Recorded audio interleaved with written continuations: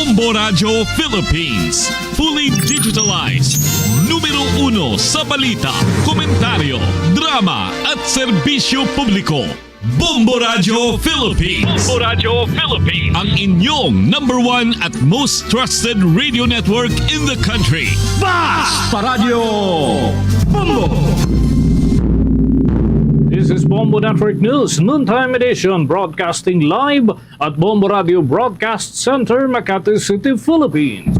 Ngayon ay araw ng Miyerkules, Pebrero 12 taong 2025, 89 days before the national and local elections.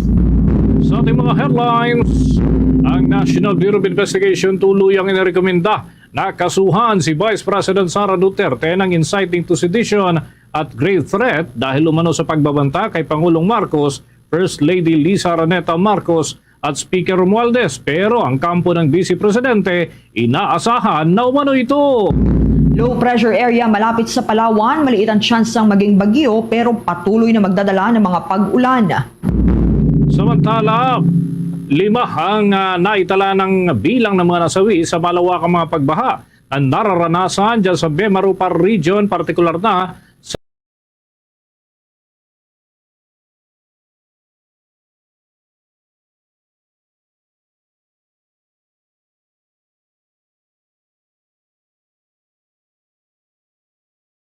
sa lalawigan ng Palawan. Dulot pa rin ng mga pag-ulan, dadala ng shear line. National Bureau of Investigation sinalakay ang isang warehouse ng bigas sa Bulacan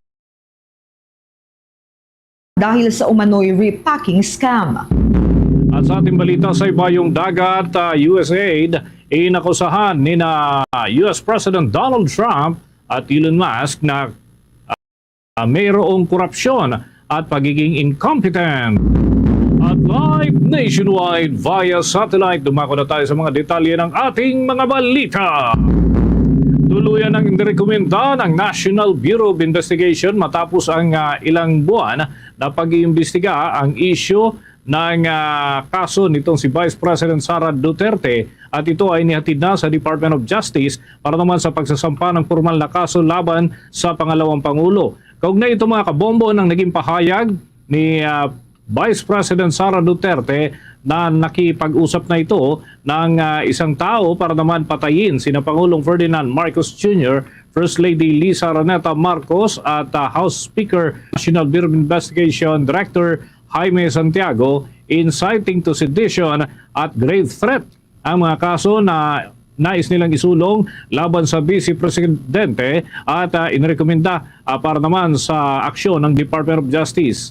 Naipasa na rin mga kabombo sa naturang tanggapan ang mga ebidensya na kanilang nakalap at ang Department of Justice na lamang ang magtitimbang kung magsasagawa pa ito ng preliminary investigation. Sa ngayon ay kinukuha na ng pahayag ang kampo nito si Vice President Sara Duterte, ngunit matipid ang mga pahayag ng Pangalawang Pangulo. Ay nga sa Office of the Vice President's Staff, dahil sa seryosong usapin na ito ay kinakailangan daw intayin ang kabuuan ng pagpapahayag ng Pangalawang Pangulo at paglalabas ng statement nito. Pero sa kalalabas lamang ho na impormasyon ay maikli lamang yung naging statement ng Vice President at ito ay as expected. Ibig sabihin ay inaasahan na nila ang naturang mga pahayag at ang naturang resulta ng investigasyon ng National Bureau of Investigation.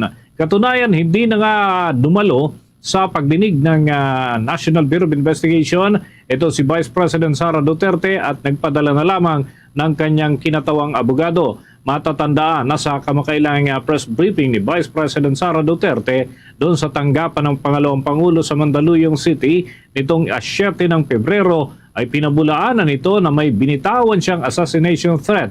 Anya, hindi iyon pagbabanta sa buhay ng Pangulo at First Family, at ang kampo niya ay nagsabi lamang na kung ito ay mapapaslang ay ganun din ang gawin dito sa mga matataas na opisyal ng ating bansa. Napakaikli nga ng naturang tugon at posible umano na maglabas ng karagdagan pang mga pahayag ang Pangalawang Pangulo hinggil dyan. Balikan natin mga kabombo, mga ka-Star Nation, ang naging mga pahayag ni Vice President Sara Duterte na umagaw ng atensyon hindi lamang sa Pilipinas kundi maging sa ibang bahagi ng mundo. kasi may kinausap na ako na tao. Sinabi ko sa kanya, kapag pinatay ako, patayin mo si BBM, si Lisa Araneta, at si Martin Romales. No joke. No joke. Nagbilin na ako, ma'am. Pag namatay ako, sabi ko, huwag ka tumigil hanggang hindi mo mapatay sila. And then he said yes. Bahagi yan ang naging pahayag ni Vice President Sara Duterte sa isang press conference kung saan ay hating gabi nang maglabas ng kanyang mga statement na ganon ang pangalawang Pangulo, at ito rin ang naging basihan ng National Bureau of Investigation para sa findings nila ukol naman sa naturang umano'y pagbabanta. Idineklarang nasa yellow category ng Commission on Elections sa COMELEC ang mga lungsod ng Dagupan at Urdaneta, pati na rin ang mga bayan ng Aguilar, Binmalay, Malasiki, San Quintin, Mangaldan at Sual sa Pangasinan dahil sa kasaysayan ng kaguluhang politikal sa mga lugar na ito. Ayon sa Commission on Elections, ang mga nasabing lugar ay pasok sa isa sa 5 pamantayan para sa yellow category, kabilang ang mga insidenteng may kaugnayan sa eleksyon sa nakaraang 2 halalan, matinding labanan sa politika at posibleng paggamit ng private groups. Sa sistema ng color coding ng Commission on Elections, ang green ay nangangahulugang walang problema. Yellow naman para sa mga lugar na may kasaysayan ng kaguluhang politikal.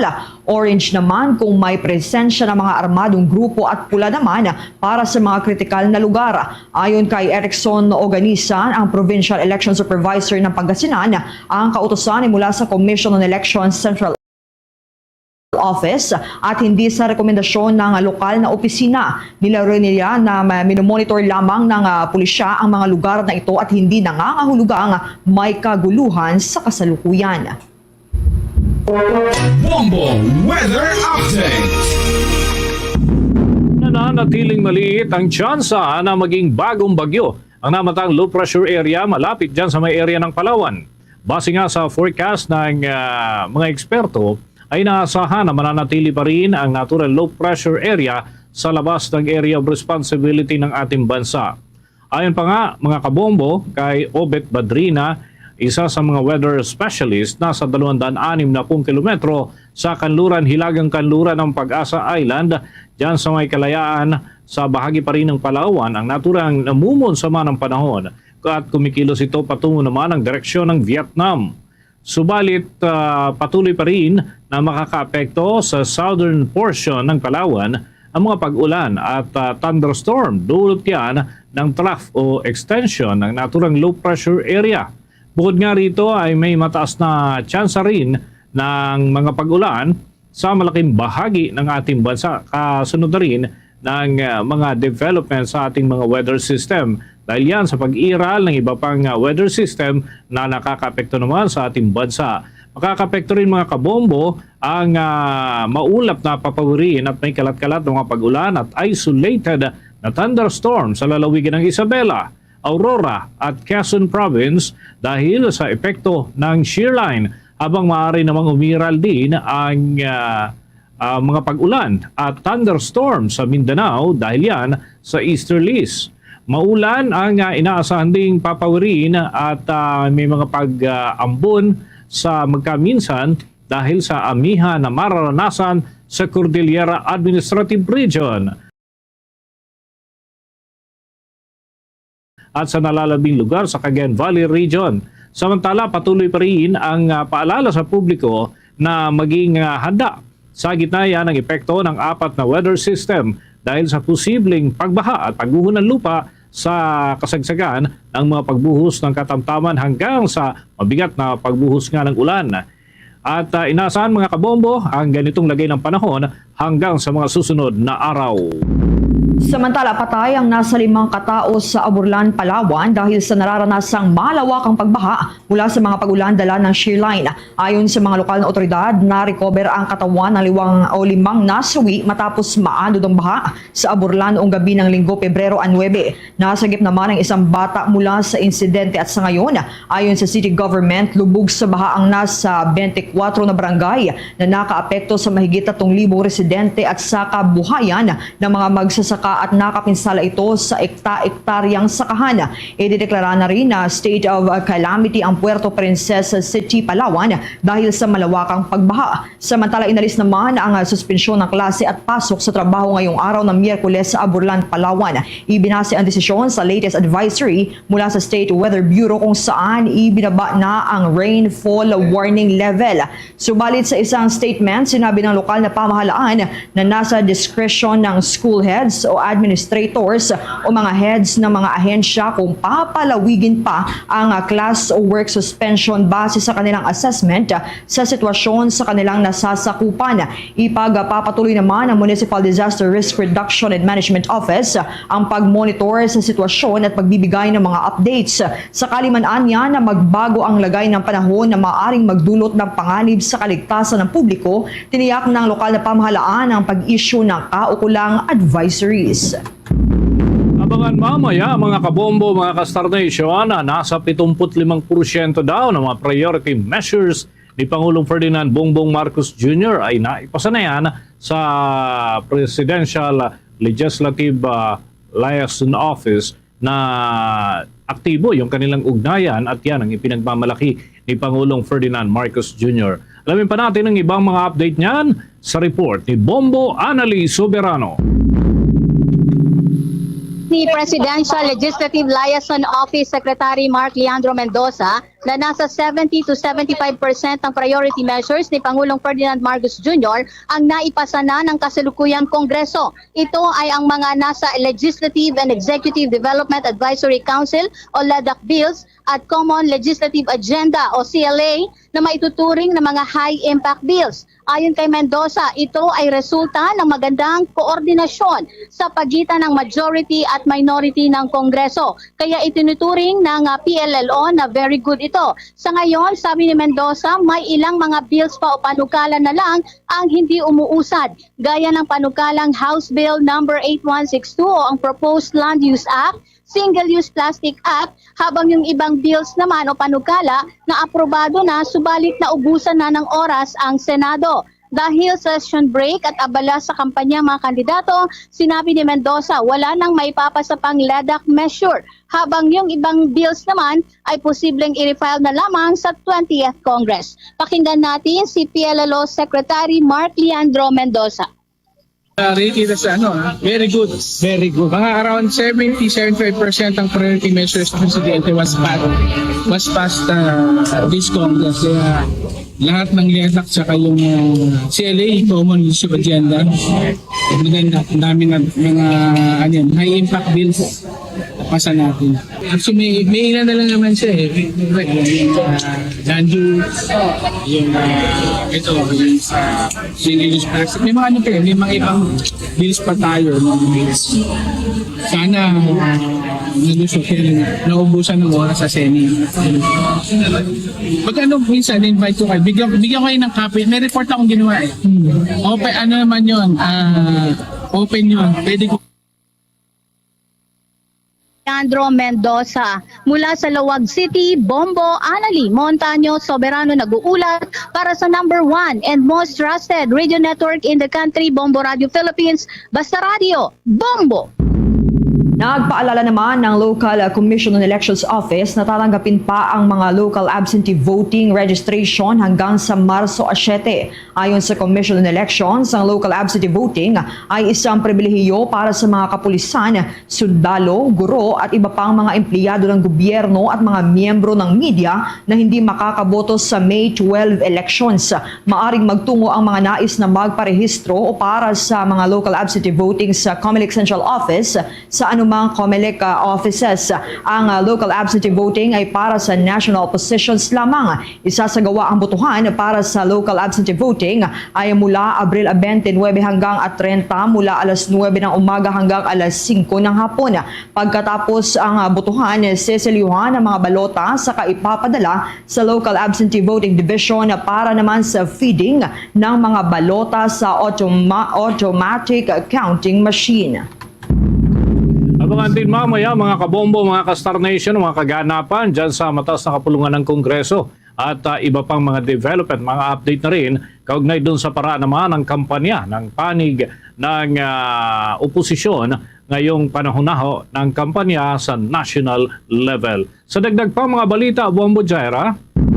Sinalakay ng National Bureau of Investigation ang isang bodega ng bigas sa Bukawi, Bulacan na sangkot umano sa repacking ng mga lumang bigas kasama ang imported rice saka ibibenta na bagong bigas sa mas mataas na presyo. Nagresulta naman ito sa pagkakaaresto ng ilang individual kabilang ang warehouse manager, 2 cashiers at isang inventory officer. Ayon kay National Bureau of Investigation Director Jaime Santiago, sa ilalim sa inquest proceeding ang mga suspect habang isinasapinala mga posibleng kasong isasampa laban sa mga ito kabilang na ang economic sabotage. Inaantay na nila lamang ang Department of Agriculture para matukoy ang presyo at dami ng bigas na nadiskubre sa warehouse. Inihayag naman ng NBI chief na ikinasa ang naturang raid matapos ang ilang buwang surveillance simula noong buwan ng Disyembre. Sa ngayon, blanco pa ang anya sila kung dayuhan o Pilipino ang nagmamay-ari ng ni-raid na warehouse. Karagdagan pa sa ating mga balita. Magpapakalat umano ang Armed Forces of the Philippines ng nasa 18,000 na mga tauhan ng kanilang hanay bilang parte pa rin yan ng kanilang paghahanda sa 2025 national and local elections. Ayon nga kay Armed Forces of the Philippines spokesperson Colonel Francel Margaret Padilla, posible pang madagdagan ng naturang bilang depende sa kailangan ng mga security personnel sa ilang lugar. Handa rin daw ang kanilang hanay na tumulong at makipag-ugnayan sa Philippine National Police para naman sa masiguro pa ang tahimik, ligtas at patas na takbo ng eleksyon. Matatandaan na sinabi ng Sandatahang Lakas ng Bansa na parte ng kanilang mandato bilang deputized force ng COMELEC na tiyakin ng seguridad at yan ay para sa araw ng halalan at partikular na yung area ng Bangsamoro Autonomous Region in Muslim Mindanao at mga lugar na nasa ilalim ng mataas na alerto batay na rin sa isinagawa nilang assessment. Ito si Philippine National Police Chief Marbil tiniyak sa publiko na mananatiling apolitical ang kanilang hanay kasunod ng misinterpretasyon sa pahayag ni Police Brigadier General Fajardo hinggil sa PNPA Class 1991. Ang balitang yan ay tinutukan ni Bombo Kelly Cordero. Inihayag ni Philippine National Police Chief Police General Romel Francisco Marbil na ang 235,000 na puwersa ng pambansang pulisya ay nananatiling apolitikal at walang kinikilingan at tanging nakatutok lang sa pagpapanatili ng kapayapaan at kaayusan ng hindi nagpapa-impluwensya sa mga politiko. Ito ay bilang tugon sa misinterpretation ukol sa kamakailang pahayag ni Police Regional Office 3 Regional Director at PNP Spokesperson Police Brigadier General Jean Fajardo kaugnay sa mga retiradong miyembro ng PNPA Class 1991 na nagpahayag ng suporta kay Vice President Sara Duterte sa kinakaharap nitong impeachment complaint. Binigyang diin ni General Marbil na hindi tinatanggap ng PNP ang anumang uri ng political partisanship sa kanilang aktibong mga tauhan. Paglilinaw din ni Police Brigadier General Fajardo, ang kanyang naunang pahayag ay tumutukoy lamang sa mga retiradong miyembro ng PNPA Class 1991 na hindi nasakop ng PNP ngayon at may mga personal na nabuhay. Ang kanilang personal na opinyon ay hindi raw kumakatawan sa pananaw ng pambansang pulisya o ng buong PNPA Alumni Association.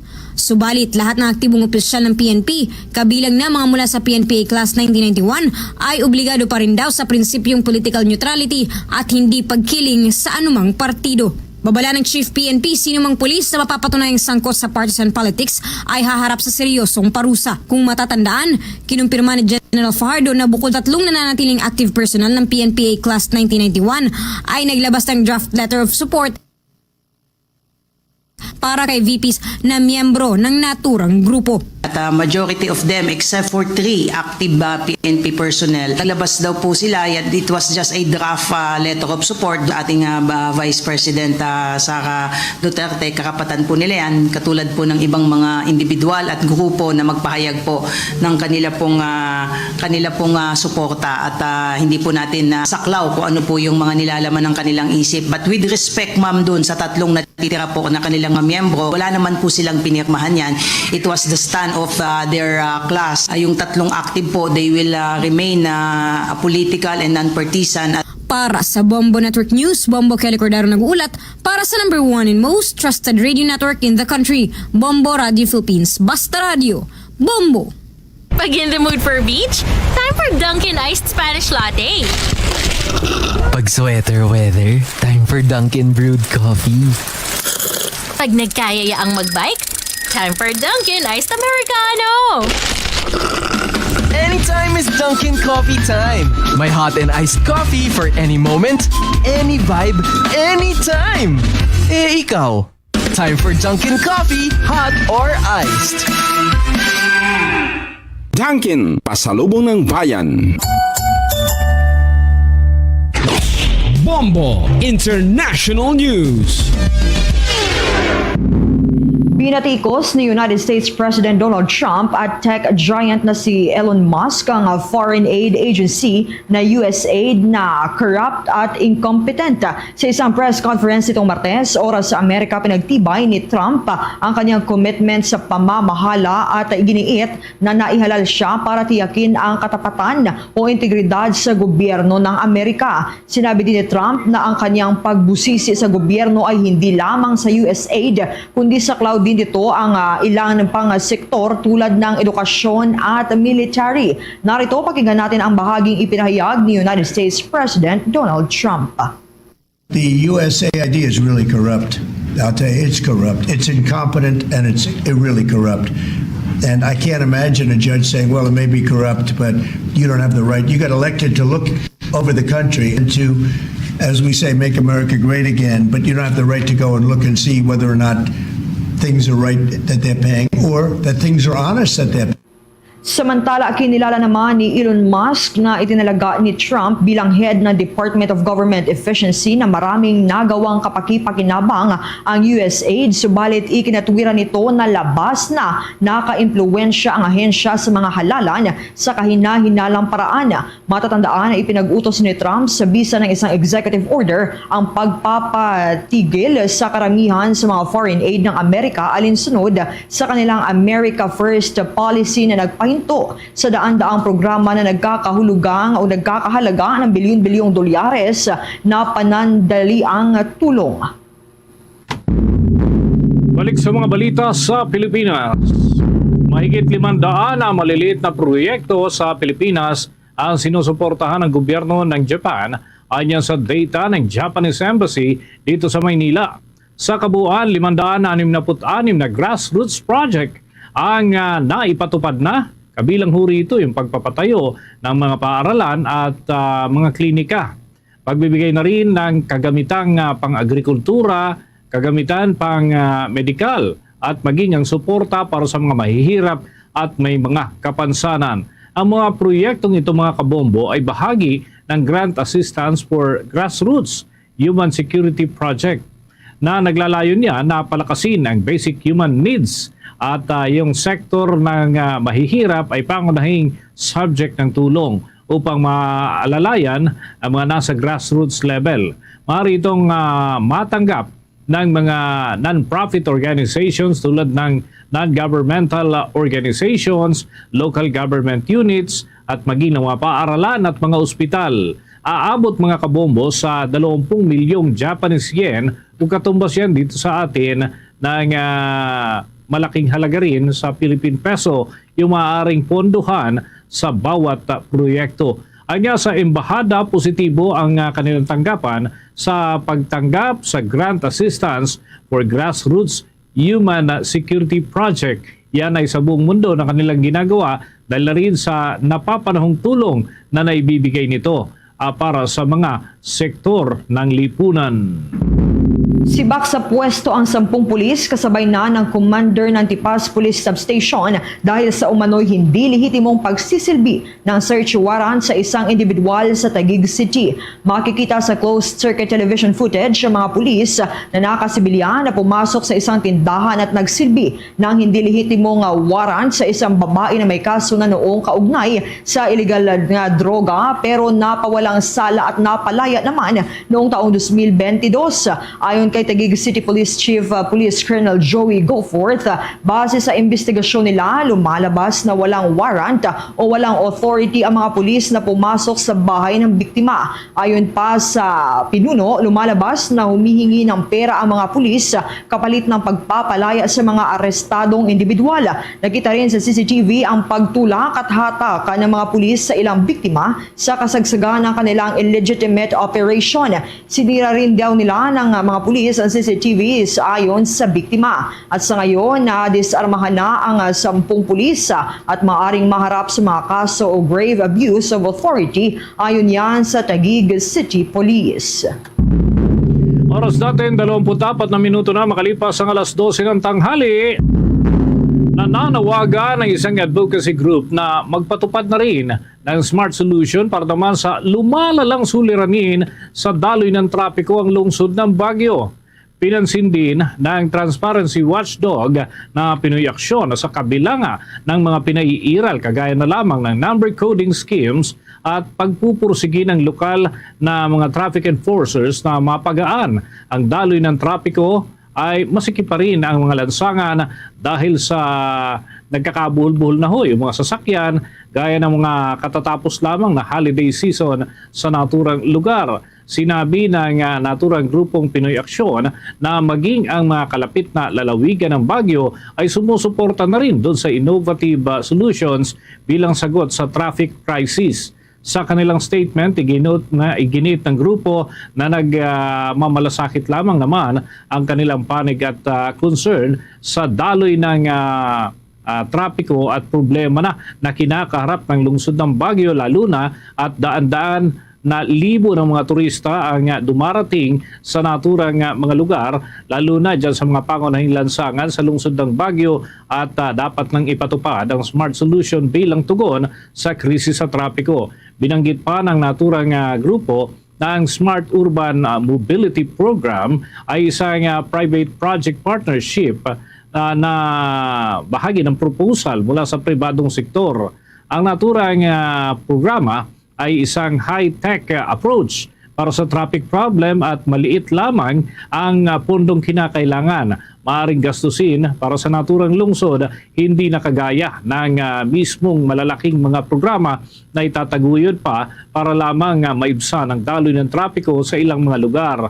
Nakatitiyak din ng world-class umano na sistema ng teknolohiya na suportado ng kumpanya na may kasanayan sa resource at upang maipatupad ang naturang plano. Gayunman, binanggit ng Pinoy Aksyon na katulad nga ng mga major proposals, dumadaan sa mainitang pagtatalo o mga debate ang mga panukala na minsan ay napupolitika rin sa ilang mga pagkakataon ng mga opisyal ng pamahalaan.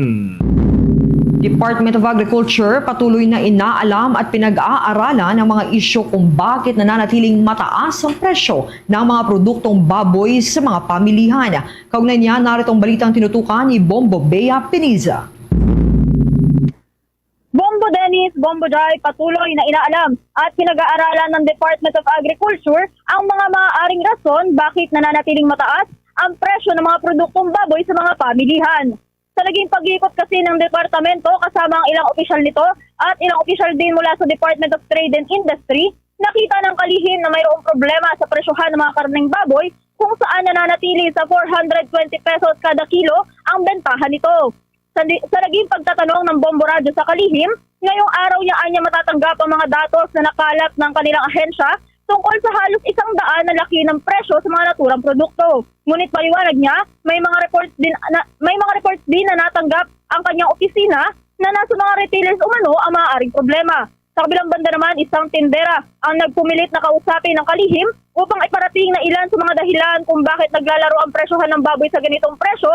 Ito ay rason. Batay sa paliwanag ng tindera ay ang mga middleman at mga farm gate prices ng kanilang pinagkukunang produkto. Kaugnay niyan, pakinggan natin ang mga bahagi ng pahayag ni Secretary Francisco Laurel. Nakaaralan na natin, no? Since last week actually, pinagalaw na natin mga nag-DA. Today actually yung report ko para makita sa akin yung kanilang findings. No? But I have official reports na nagsasabi na sa retail site yung tema. Pero kanina nung nakausap ko naman yung tindera dito sa Commonwealth Market na talagang pinilit yung makausap ako na sinasabi niya, hindi sila ang problema. Ang problema naman ay yung mga ahente, yung mga middleman, yung mga farm gate. Dahil naman sa mga dahilan na ito, kailangan maging mapanuring mabuti ng ahensya upang manatili itong patas para sa iba pang sektor ng pork industry. Samantala, inaasahan naman na makakapaglabas ng desisyon ng departamento sa pagtatalaga ng maximum suggested retail price sa mga presyo ng karneng baboy sa merkado sa buwan ng Marso. Ito ay depende pa rin kung komportable na ang kanilang ahensya sa mga datos upang hindi magkamali at walang maapektuhang sektor sa kanilang ilalabas na desisyon. Kaugnay nga, pakinggan pa natin mga bahagi ng pahayag ng kalihim ng Department of Agriculture na si Secretary Francisco Tio Laurel Jr. Kaya we really have to be careful and kailangan suriin naman kung siya para kung ano man ang maging desisyon natin ng gobyerno tungkol dito ay fair para sa lahat ng sektor ng pork industry. Well, earliest na siguro is March. Pero depende kung komportable na kami sa aming data. So, information, ayaw ko magkamali at tamaan na sektor. Samantala, Bombo Dennis, Bombo Jai, ngayong araw naman, nagsimula ng ibaba ng Department of Agriculture ang mga presyo ng bigas mga kadiwa stalls para sa kanilang Rice for All program. Ang mga ito ay mabibili na sa mga presyong 43 pesos kada kilo para sa mga 5% broken, 35% kada kilo, 35 pesos kada kilo naman para sa mga 25% broken, at 33 pesos kada kilo naman para sa mga 100% broken na bigas. Bombo Dennis, Bombo Jai. Okay, may tanong ko lamang, Bombo Bea, ano ba yung binabanggit ni Secretary Laurel? Personal ba silang nagkausap nung binabanggit niyang tindera? At may particular ba na parte yung aktibidad para talagang aktual na makausap niya yung mga nandun sa ground para naman kahit papano siya mismo yung makapagbigay ng payo doon sa mga personalidad na nandun mismo. Sila yung nagtitinda, sila yung naghahakot. Itong ganitong pagkakataon, bibihira ito, Bombo Bea. Yes, Bombo Dennis, actually kanina, kaya nga sila nag-iikot dito sa bahaging ito ng Commonwealth Market ay para malaman kung ano nga ba yung nagiging rason sa likod na mataas na presyo ng mga karneng baboy, no? Ito ay ilan lamang sa mga binisita nila at itong tindera na ito ay talagang lumapit. Kusa siyang lumapit kay Secretary Francisco Tio Laurel Jr. at siya mismo ang nagkwento.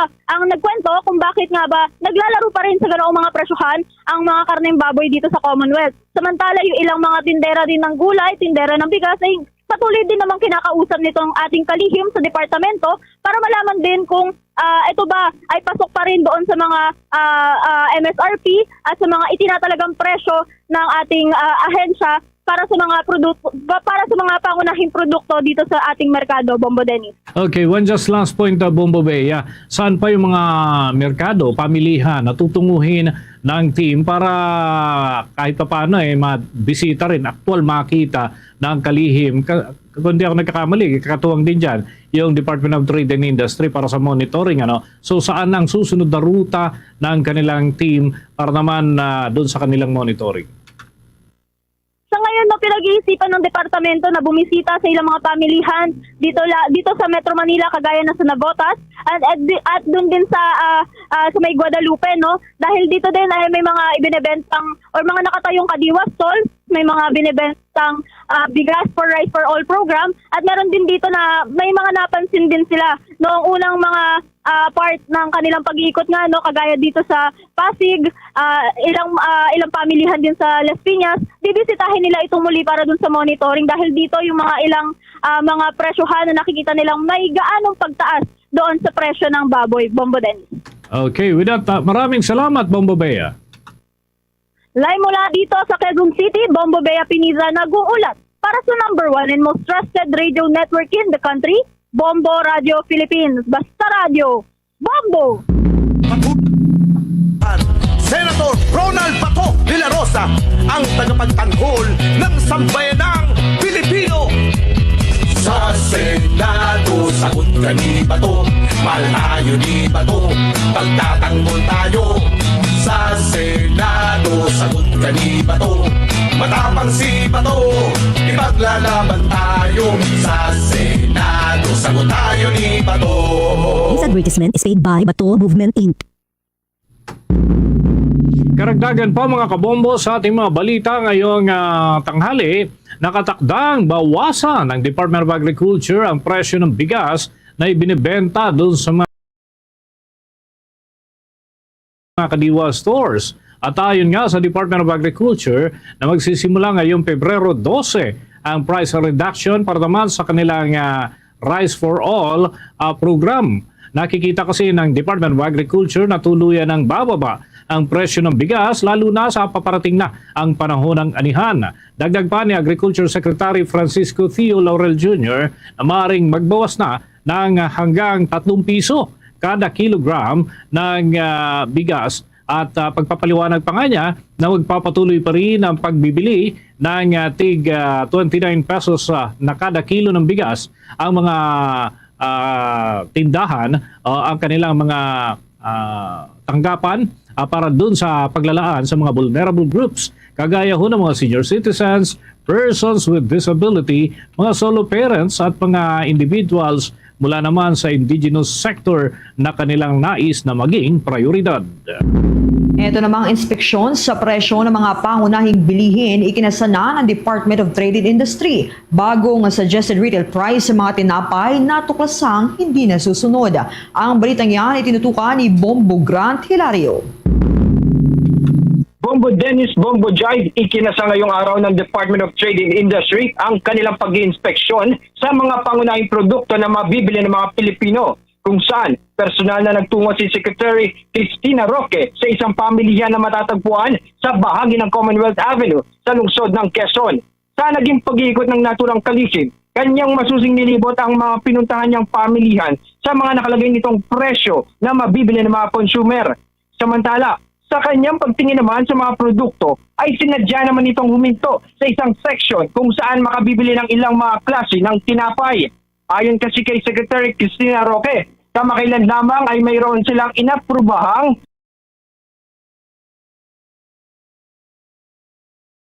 bagong suggested retail price sa partikular na mga produktong tinapay.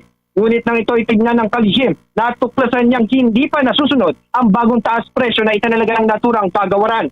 Ayon sa kanya, inaasahan kasi nila na makikita at mararamdaman na ang price increase sa mga ganitong uri ng produkto. Pakinggan natin ang binahagi ni Secretary Cristina Roque ng Department of Trade and Industry. Yes, actually meron tayong approved na price increase for the Pinoy Pandesal and Pinoy Tasty. Pero as of today, wala pa silang price increase kasi they're actually also cooperating with us na actually ayaw talaga natin magka-price increase. So for as long as they can still hold off, anyway, sinusuportahan din natin sila in other ways. Kaya naman, ikinalugod ito ng kalihim dahil aniya, pabor ito sa mga consumer na umaasa sa mas mababang presyo ng mga mabibiling pandesal at iba pa ang tinapay. Pakinggan natin muli si Secretary Cristina Roque ng naturang kagawaran. So, kasi actually, they also want to give the consumers naman hanggang kaya, they want to give the consumers also yung mababang presyo. Kasi alam rin nila yung kailangan at saka needs ng mga consumers din. So, there's really a cooperation between the Department of Trade and Industry, DA, and also the manufacturers. Live mula dito sa lungsod ng Quezon, Bombo Grant Hilario, nag-uulat para sa #1 and most trusted radio network in the country, Bombo Radio Philippines, Basta Radio, Bombo! Naghatid na sa atin sa oras ng 22 minuto na makalipas ang bago sumapit ang 1:00 ng hapon. Tuloy-tuloy pa tayo sa ating mga balita. Tiniyak ng gobyerno ng Israel ang patuloy na pagsuporta sa Pilipinas kasabay na rin ang pagpapalakas pa ng ugnayan ng dalawang bansa. Ayon nga kay Ambassador Elon Plus ng Israel na nakabase naman sa Pilipinas, sa mas matatag kaysa sa dating relasyon ng Israel at Pilipinas lalo na sa larangan ng agrikultura, edukasyon at teknolohiya. Kabilang sa mga programa ng kanilang bansa ang pagpapadala ng mga Pilipinong intern upang matuto ang mga ito ng makabagong pamamaraan para sa agrikultura at pagbibigay na rin ng scholarship para sa kolehiyo at pagpapakilala ng mga teknolohiya ng Israel sa sektor ng tubig at agrikultura pati na sa cybersecurity. Bukod nga rito ay patuloy rin ang suporta ng Israel sa modernisasyon ng sandatahang lakas ng Pilipinas sa pamamagitan niya ng pagbibigay ng makabagong mga kagamitan para sa depensa tulad na lamang ng air defense systems, drones at communication technologies. Bagamat may kasundo ang militar, ang Pilipinas at ang Estados Unidos maging ang Japan, hindi pa umano posible ang ganitong kasunduan para sa panig ng Israel dahil nga sa umiiral na batas sa kanilang panig at nagpapatuloy din ang mga kaguluhan sa kanilang bansa. Binigyan din pa ni Flaus na ang matibay na ugnayan ng dalawang bansa ay bunga ng malalim na na pasasalamat ng Israel sa Pilipinas na nagbukas naman ang pintuan ito sa 1,300 na mga Hudyo noong Holocaust sa panahon ni Pangulong Manuel L. Quezon na siyang tumanggap ng mga kababayan nila patungo naman dito sa Pilipinas. Samantala muling pinagtibay ng Pilipinas at South Korea ang matibay na ugnayan nito pagdating sa pangdepensa sa katatapos lang na 26th Philippines and Republic of Korea Joint Committee Meeting and Logistics and Defense Industry Cooperation na ginanap sa Busan. Sa pulong tinalakay ang modernisasyon ng depensa, paglipat ng teknolohiya at mga inisyatibong naglalayong palakasin ang seguridad sa rehiyon. Ayon sa Department of National Defense, muling tiniyak ng South Korea ang suporta nito sa pagpapalakas ng kakayahang militar ng Pilipinas bilang tugon sa patuloy na pagbabago ng mga hamon sa seguridad. Binigyan diin naman ni Joselito Ramos, Assistant Secretary ng Department of National Defense para sa Logistics at Acquisition, ang dedikasyon ng Pilipinas sa pagpapalalim ng ugnayan na pangdepensa dito sa South Korea. Dagdag ng Department of National Defense, ang pulong ay ang patunay na matibay at dinamiko nilang kooperasyon na nagpapakita ng parehong pangako ng dalawang bansa sa seguridad at pag-unlad ng rehiyon. Oras natin mga kabombo, 18 minuto bago sumapit ang 1:00 ng hapon. Karagdagan pa sa ating mga balita ngayon tanghali, magtatalaga ang Department of Education ng mahigit 15,000 na mga kwalipikadong punong guro o yung mga principals upang punan ang kakulangan ng mga pampublikong paaralan kung saan ay nasa 55% ng kasalukuyan ay walang school head. Ayon nga sa Congressional Commission on Education ay ganito ang kinakailangan at sistema na dapat na mangyari. Ayon nga kay Department of Education Secretary Juan Edgardo Sani Angara, mahalaga ang papel ng punong guro sa bawat paaralan kaya't agad na kumilos na sila upang tugunan ang naturang kakulangan ng mga pinuno para sa mga paaralan sa iba't ibang sulok ng ating bansa. Noong taong 2024, nasa 7,916 na mga National Qualifying Examination for School Heads ang mga naitalang nakapasa yung maaari naman maitalaga sa iba't ibang paaralan. Kasama rin sa mga hakbang ang muling pagtatalaga ng mga principals at yung reassignment doon sa mga lugar na may kakulangan at reclassification ng mga head teachers bilang school principal 1. Sa 2026, target na mga kabombo ng Department of Education ang 1:1 ratio ng principal at paaralan sa pamamagitan ng paglikha pa ng nasa 5,870 na mga bagong posisyon sa mga paaralan. Bombo Police Report. Sa pagkakataong ito ng ating balitaan, dako na tayo sa mga ulat ng ating mga himpilan. May 2 miyembro ng hinihinalang rebelde ang nasawi, high-powered firearms at mga war materials na recover umano sa pinangyarihan ng engkwentro doon sa Paranas, lalawigan ng Samar. May balita dyan ng Bombo Radio Tacloban.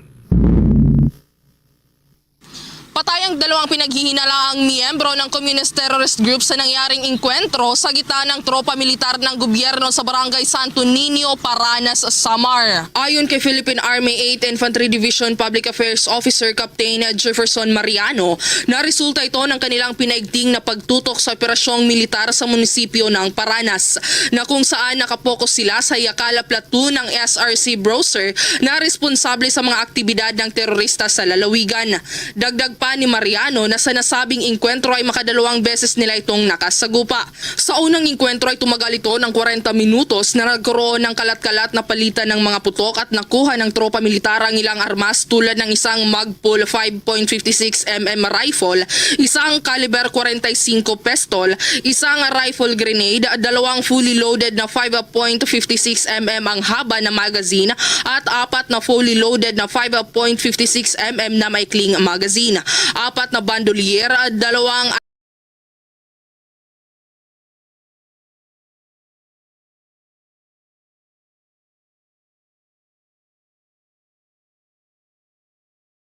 IHL ang pinagbabawal ng mga anti-personnel mine, 11 electric blasting cups, 4 na improvised fuse igniter, 3 backpack at iba pang personal na gamit na pagkain at subversibong dokumento. Kinaumagahan ng araw na iyon ay habang nagsasagawa ng combat operations ang tropa militar ay muli nilang nakaengkwentro ang humigit kumulang 15 communist terrorist New People's Army or CTN fighters mula sa Yakal Platoon sa paligid ng Barangay Santo Niño, Paranas. Isang maikling putukan ang naganap sa loob ng halos 10 minuto pagkatapos ay nakatakas ang mga puwersa ng kaaway sa iba't ibang direksyon.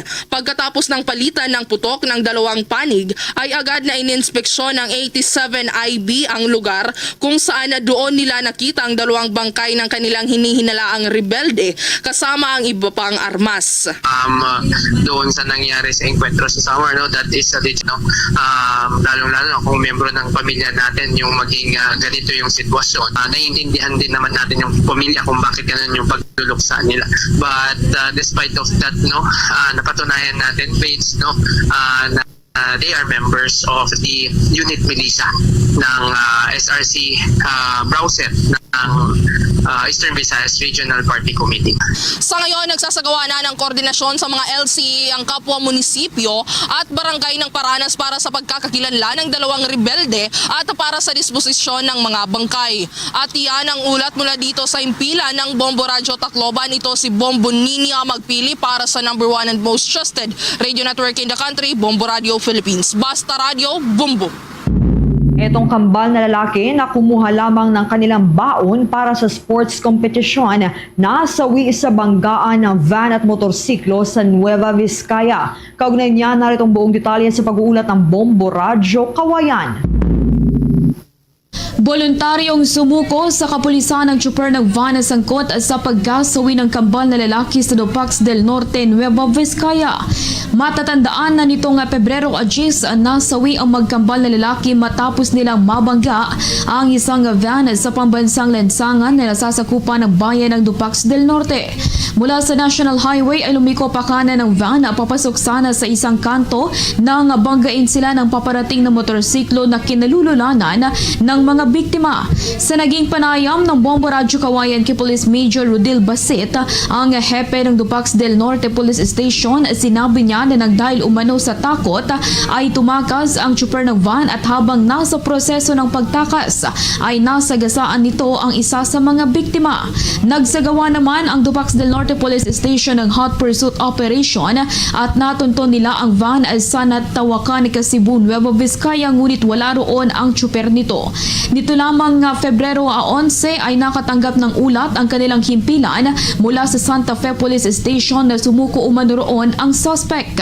Sa ngayon ay nasa kustudiya na ng Dupax del Norte ang suspect at desidido naman ang pamilya ng mga biktima na sampahan ito ng kaso. Napag-alaman na galing sa paaralan ang mga biktima at umuwi sila sa kanilang bahay gamit ang motorsiklo para kuhanin ang kanilang babauning pagkain para sa nilahukan nilang sports competition at pabalik na sana sa kanilang paaralan nang maganap ang insidente.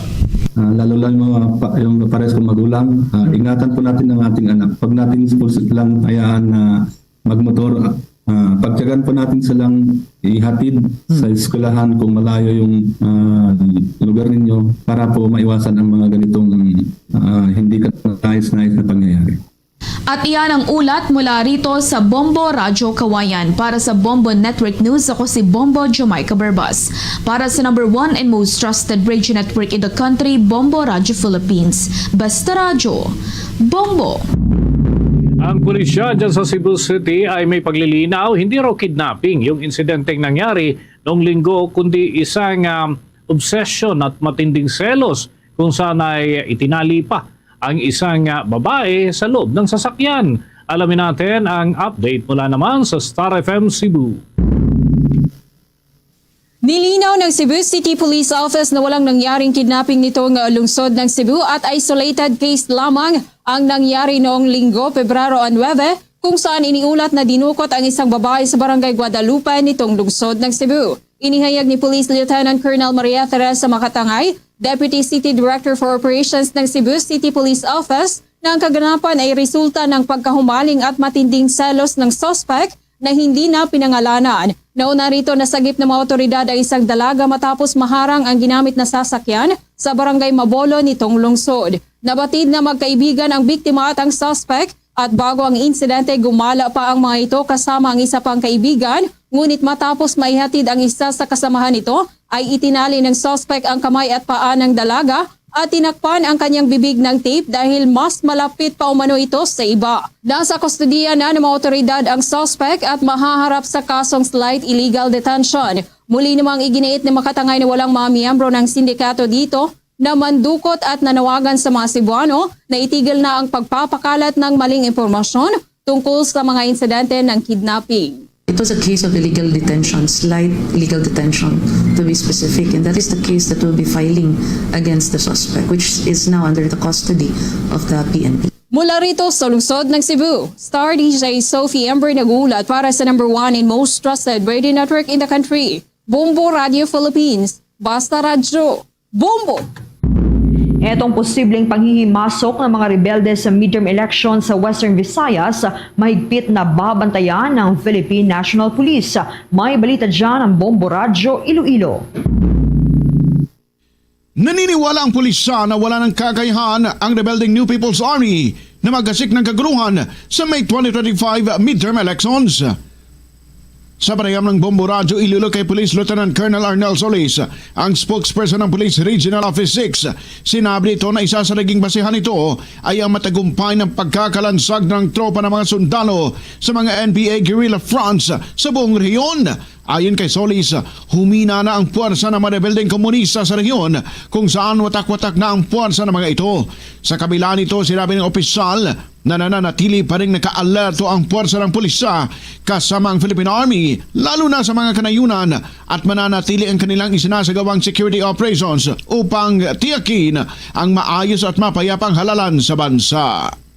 So far po, yung ating effort ay nakikipagtulungan po tayo sa ating Armed Forces of the Philippines and of course with the guidance and direction po ng ating Commission on Elections para ma-address po yung ganitong mga issue. And kung titingnan naman po natin mahina na po yung communist terrorist group dito po sa Western Visayas and nakita naman natin po yung kanilang pagbaba when it comes sa kanilang number and yung mga losses po nila. And of course, marami din po sa kanila yung bumalik na sa sabak ng gobyerno is because nakita na po nila na walang tamang direksyon yung kanilang pinaglalap. Si Police Lieutenant Colonel Arnel Solis, mula dito sa Bombo Radyo Iloilo, ito si Bombo Ayan Gahete para sa Davao 2025 coverage ng Bombo Radyo Philippines, the number 1 and most trusted radio network in the country. Basta Radio, Bombo! 7 minuto bago sumapit ang 1:00 ng hapon, election watchdog ay nakabantay din sa posibleng pagkalat ng mga fake news at yan ay lalo na sa pamamagitan ng internet ngayong panahon na nagsimula ng kampanya. May balita at panayam ang Bombo Radio Legazpi. Tila hindi umano naramdaman ang unang araw ng campaign period sa national positions dahil sa matagal ng pangangampanya ng ilang mga personalidad nitong nakalipas na mga buwan. Ayon kay Contradaya Convener Danilo Araw sa panayam ng Bombo Radyo Legazpi na matagal nang nag-iingay ang ilang mga kandidato. Tinunari ng grupo ang mga campaign rally na tila nagiging talent shows na imbisa ng sinasamantala upang ipaliwanag sa mga botante ang kanilang plano upang matugunan ang mga kinakaharap na suliranin ng bansa. Sa pagsisimula ng campaign period sa nasyonal na posisyon ay nagbabalang si Araw na posibleng maging talamak ang pagkalat ng fake news lalo na sa social media. Aminado kasi ang opisyal na ginagawang sandata sa misinformation ng teknolohiya sa ngayon, lalo na ng mga makapangyarihang personalidad. Dahil dito, nanawagan si Araw na mas pabilisin ang pagtugon sa fact-checking upang hindi mabiktima ng anumang maling impormasyon, lalo na sa papalapit na halalan. Samantala, nagpaalala rin ito sa publiko na huwag tanawin bilang utang na loob ang anumang uri ng vote buying na ginagawa ng ilang mga kandidato. Patuloy po tayong maghanda, magbantay at kumilos. Hindi na po sapat yung boboto lang tayo sa araw ng halalan. Kailangan din pong critical na sinusuri natin yung nangyayari sa ating paligid at ipagbigay alam po sana sa kinauukulan at pati na rin sa mga watchdog tulad ng Contradaya ang anumang kahina-hinalang nangyayari, lalo na yung vote buying. Para sa The Vote 2025 update, ito si Bombo Romela sa Kayan Wanda sa nag-uulat for the number 1 and most trusted radio network in the country, Bombo Radio Philippines. Basta Radio, Bombo! Bombo Entertainment News. Bombo Entertainment News. Etong bagong Miss Supermodel Worldwide Philippines na si Chariza Esparago may mga plano na para sa kanyang lalakihang o lalahukang international pageant sa buwan ng Abril. May chika dyan ng Star FM Manila.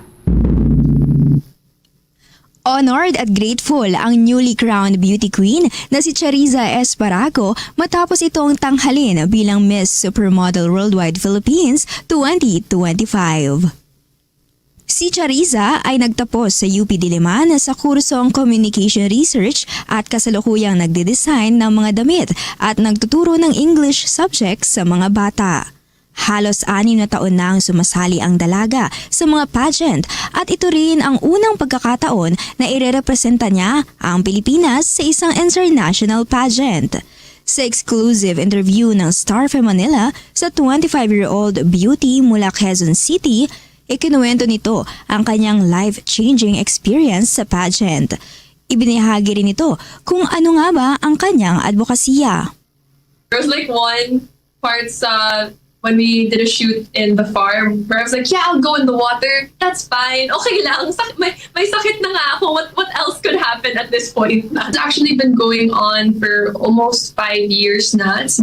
It started with my org, Habitat for Humanity, in ISEC in UP Diliman. It's called the Baby Steps Program, where I work with children from different communities in order to provide them with extracurricular activities like drawing, painting, dancing, mga ganun. For excitement for the future, dun ka na-addict. Like, you just want to spend so much time with them kasi it's also healing your inner child in a way to provide a safe space for them that you probably would have wanted growing up. Supporters, you guys have really been there since day one. I know that there have been downs in this journey, but I am really a testament that we live for the up. Sometimes they pay off, sometimes they don't. This is what we signed up for, and I'm really glad that you guys are here every single step of the way. You guys are the ones that make this crown shine brighter. So thank you, and I'm so excited to be able to represent the Philippines this April.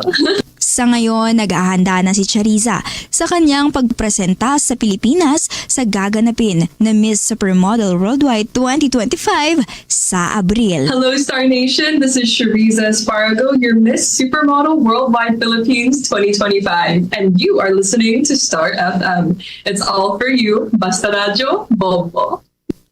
Mula sa Star FM Manila, nag-uulat, Star DJ Ivana Darna para sa number 1 and most trusted radio network in the country, Bombo Radio Philippines. Basta Radio, Bombo! Mga kabombo, mga ka-Star Nation, maging updated sa mga balita at impormasyon, maaaring tutukan ng mga programa ng Bombo Radio Philippines sa iba't ibang platform. Maaari itong masubaybayan sa pamamagitan ng Bombo mobile app, YouTube, TikTok at maging sa Facebook Live. Diyan nga sa parte ng Visayas, mga kabombo, matutunghayan sa mga dialekto mismo na ibig po ninyong masubaybayan sila. Kagaya halimbawa, doon sa mga Hiligay non-speaking, ariyan ho, Bombo Radio Iloilo, Bombo Radio Bacolod at Bombo Radio Rojas. Pero doon sa mga Cebuano speaking, nariyan naman ang Bombo Radio Cebu. Doon sa mga Akyanon, Bombo Radio Kalibo. Habang sa mga Waray, Bombo Radio Tacloban. Bago tayo magtapos, narito ang ating Horacio Imperata for Peace. God, our Heavenly Father, Lord of peace and justice, we humbly come before you during this time of escalating geopolitical tensions in our part of the world.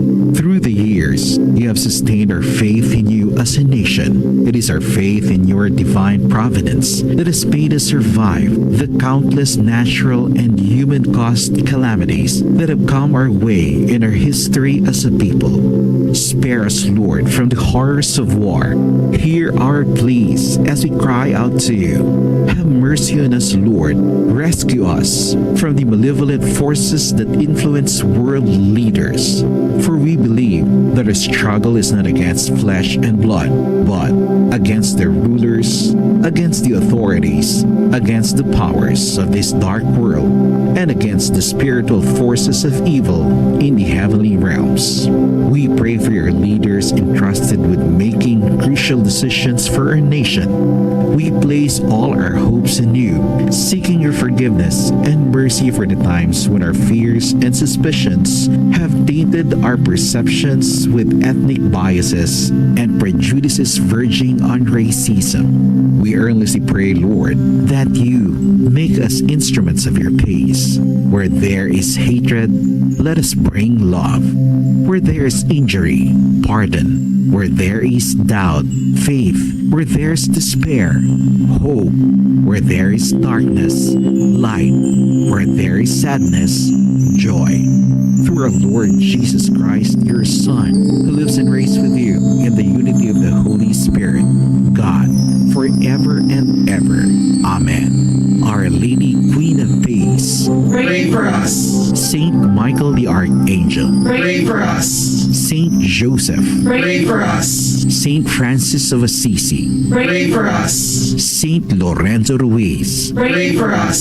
Saint Pedro Calungsod, Pray for us. Luzon, Visayas at Mindanao, yan ang kalipunan ng ating mga balita para sa pantanghaling edisyon ng Bombo Network News. Mula sa Bombo News Center, Makati, para sa number 1 and most trusted radio network in the country, Bombo Radio Philippines. Basta Radio, Bombo! Dayag, adlaw kita karon sa Miyerkules, Pebrero 12, tuig 2025. Kagkaroon sa aton sining The Vote 2025 Countdown. 89 dias na lang kag 2025 national, local and barm elections na.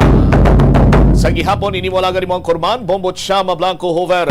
Sa mga dalaguan kag mga nagapauna karon nga mga balita, Vice Mayor Caspe sang Kabatuan nagpanindugan nga lehitimo ang quarry operation sa lugar nga kung sa diin kinreklamo sa nga nagpakilala nga tagiya na isa man niya ka kandidato atong nagambal bala sa kay Vice Mayor Caspe.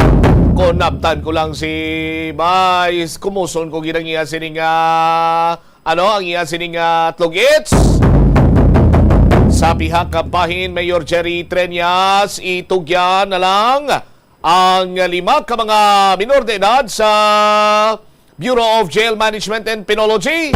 Mayara sang direktiba sa aton sinika polisan. Samtang kandidato sa pagkagobernador sa probinsya sang Guimaras dakop sa entrapment operations, ginapahayag nga big time nga sindikato. Sa dugang pa nga mga balita, police sa reports, pasahero nga nagbuno sa driver matapos ginsukot sa iya sining plete, natalana na nga pasakaan sang kaso. Kagatensyon na mayara sang road closure nga ipatuman sa Puasining Adlaw. May kantanan man sa isa ka event diri karon sa Iloilo City. Mga balita ining natipon sang Bombo Radyo Iloilo kagaton sa Niga Plastar aton sa Niga pagapatpaton ang detalye. Standby sa kay Bombo Jomar Villa. Ginapatag karon sang Vice Alcalde sa Banuaya sang Kabatuan na Iloilo nga lehitimo ining ila sining quarry operations nga ginapatigayon sa nasambit man iyang banwa. Ini kasunod sang pagreklamo kag pagpang sulong sang isa ka kandidato mas pagkalkalde dira sa nasambit sining banwa nga nagamurugot gid sa kay Vice Mayor Caspe. Si Bombo Jomar Villa may follow-up report. Bombo Jomar, sa report, please go ahead. Panindugan diri si Vice Mayor Ronelo Caspe sa may banwa sang Kabatuan Iloilo nga lehitimo kag may ara sang permit ang ila sini nga pagkwari sa bahin sang Tigurim River sakop sang Barangay Salakay sa may banwa sang Kabatuan, no? Ini kasunod man sa sining pag-akusar ni Maria Fe Cabocos kung sa dinti nagpadulong ini sa opisina ni Mayor Adok Boboy Bueyo kag at the same time ni Vice Mayor Ronelo Caspe Bombotsam pamagi pa kag ini siya ang nag-live, no? Sa iya sining social media account nga may ara sang pagmulay man, no? Sa sining mga nasambit sining karon nga opisyales kung sa diente ang iya sining concern nga mo ang pagkwari, no? Ginapayag illegal nga pagkwari sa iya sining nasakupan sining lupa sa may nasambit sini nga lugar kung sa diente again pandaman man sini ang mga opisyalis nga magpasakay di siya sang kaso batok sa ila.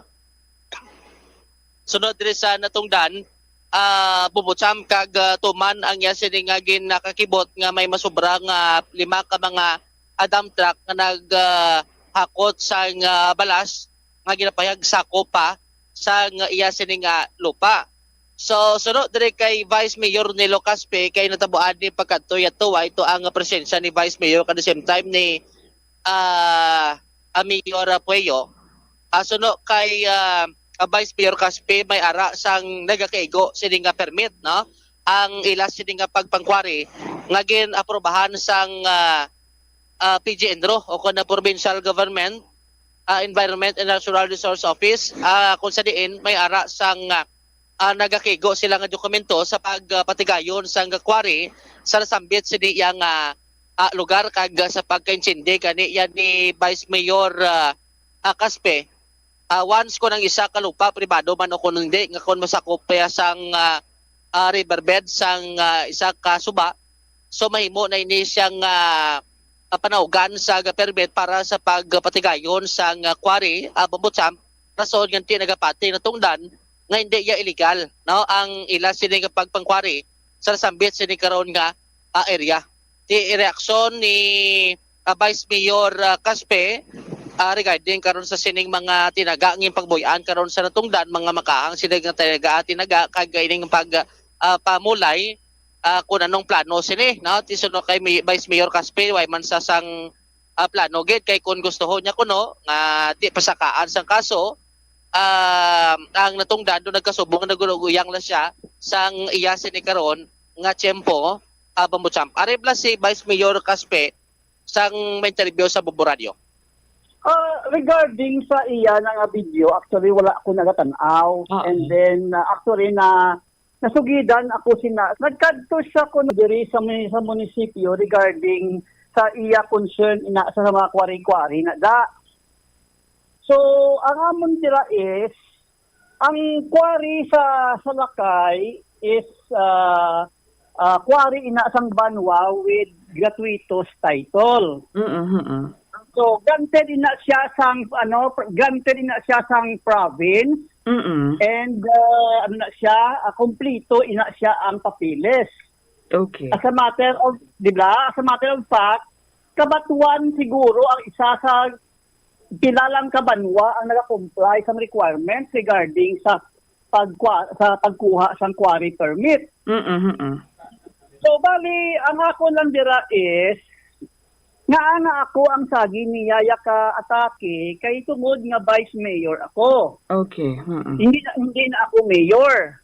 And then sang time kung ako ang mayor, kumpleto man na ang papilis, no? Kay sang una, ang quarries, ang regulations ang Penro sang province is every 3 years. Pero starting sa 2022, ang province nag-require na ang paggawad sa permit, it will be yearly. So, na-comply kami. No? Sa pag-umpisa, duha lang kami sa badyangan, gani, nag-apply for gratuitous permit. Okay. So, sa nag-expired ang permit sa 2023, nag-reapply naman ang Banwa. So, balon, wala na kuya hand sa pag-apply at sa pag-renew. Kaya wala man ko gani dira sing napirmahan o kung wala sang papilis nga nagaagi diri sa akon opisina, even sa sanggunian. Oo. So, balon, kung may reklamo siya, dapat reklamo siya sa proper authority. Oo. Reklamo siya sa Penro, reklamo siya sa province, kung may violation ang Banwa. Kaya under supervision, ang quarry permit namon, ang quarry operations namon, under supervision ina siya sa Penro.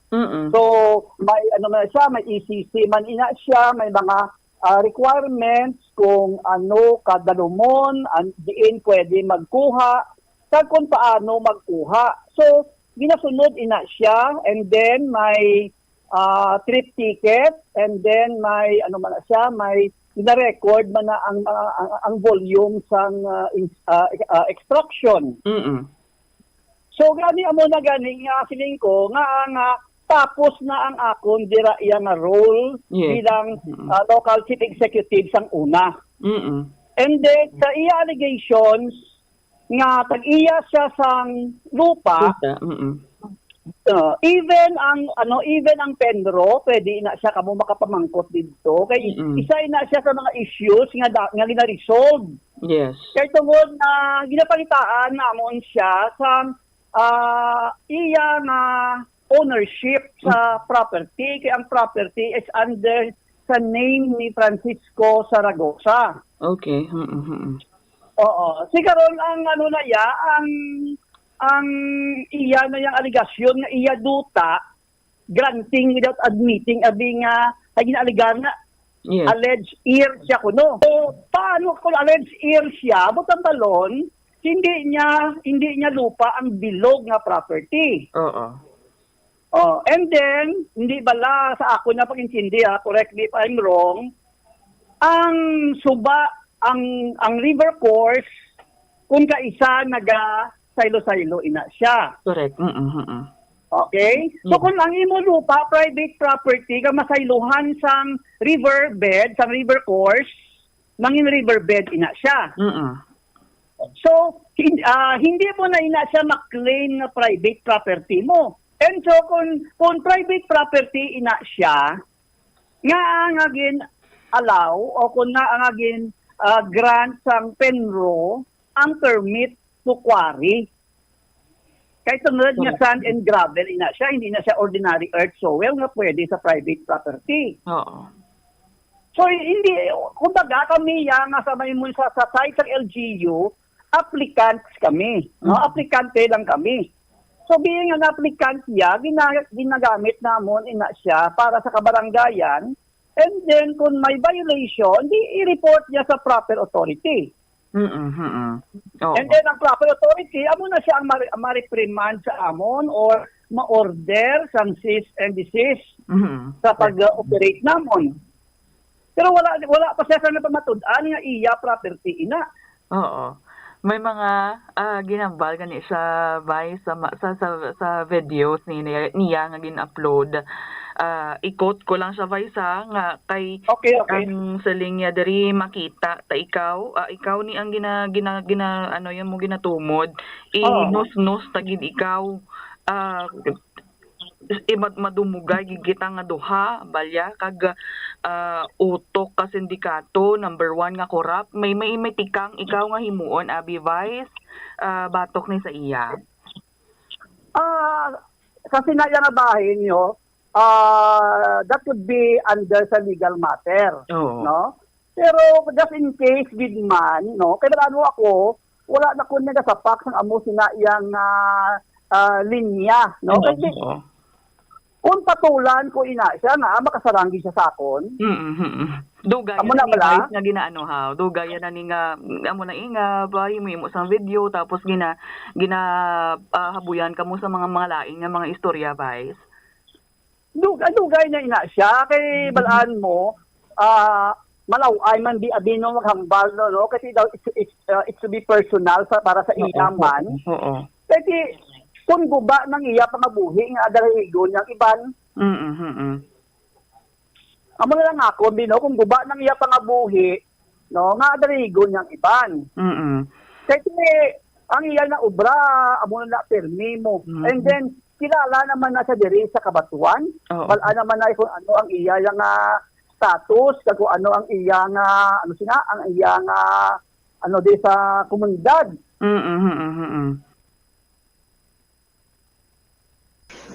Na patian si Vice Mayor Ronelo Caspe Abang Butsam. Di ginsabat lang ni Vice Mayor Caspe ang mga aligasyon kag ti pamatudan ni isang naga-claim sino ganing ngalan niya ni? Maria Fe Cabukos. Maria Fe Cabukos. Ti pamatundaan lang ni Ma'am Maria Fe Cabukos ang iyaman sining nga claim no? Para nga kung gusto yung man magpasaka sa nga kaso, ti may mga dokumento siya nga i-plastar kay si Vice Mayor Ronelo Caspe. Ti kung lang taon ta, technically, why giman siya sa labot. Ti kay Vice Mayor siya, Bumbo Jumar, kag way man may nag-agi kuno suno sa kay Vice Mayor Caspe, way man sa may nag-agi to sa iya sining nga talatapan, may kantanan iya sa permit sa sining quarry, pero ang pagpatigayon sa pagquarry suno kay Vice Mayor Ronelo Caspe legal kag nag-agi sa insakto sini iya nga mga pagsulundan. Kaya mo rin hambal sang natungdan nga kon gusto gimante makinasuhay dati way ban problema kay may mga plastar ba silang mga ebidensya. Kati nagapatuod sa statement pa lang ni Vice Mayor Caspe nga kung gustuhon ko bas hindi siya kasarang.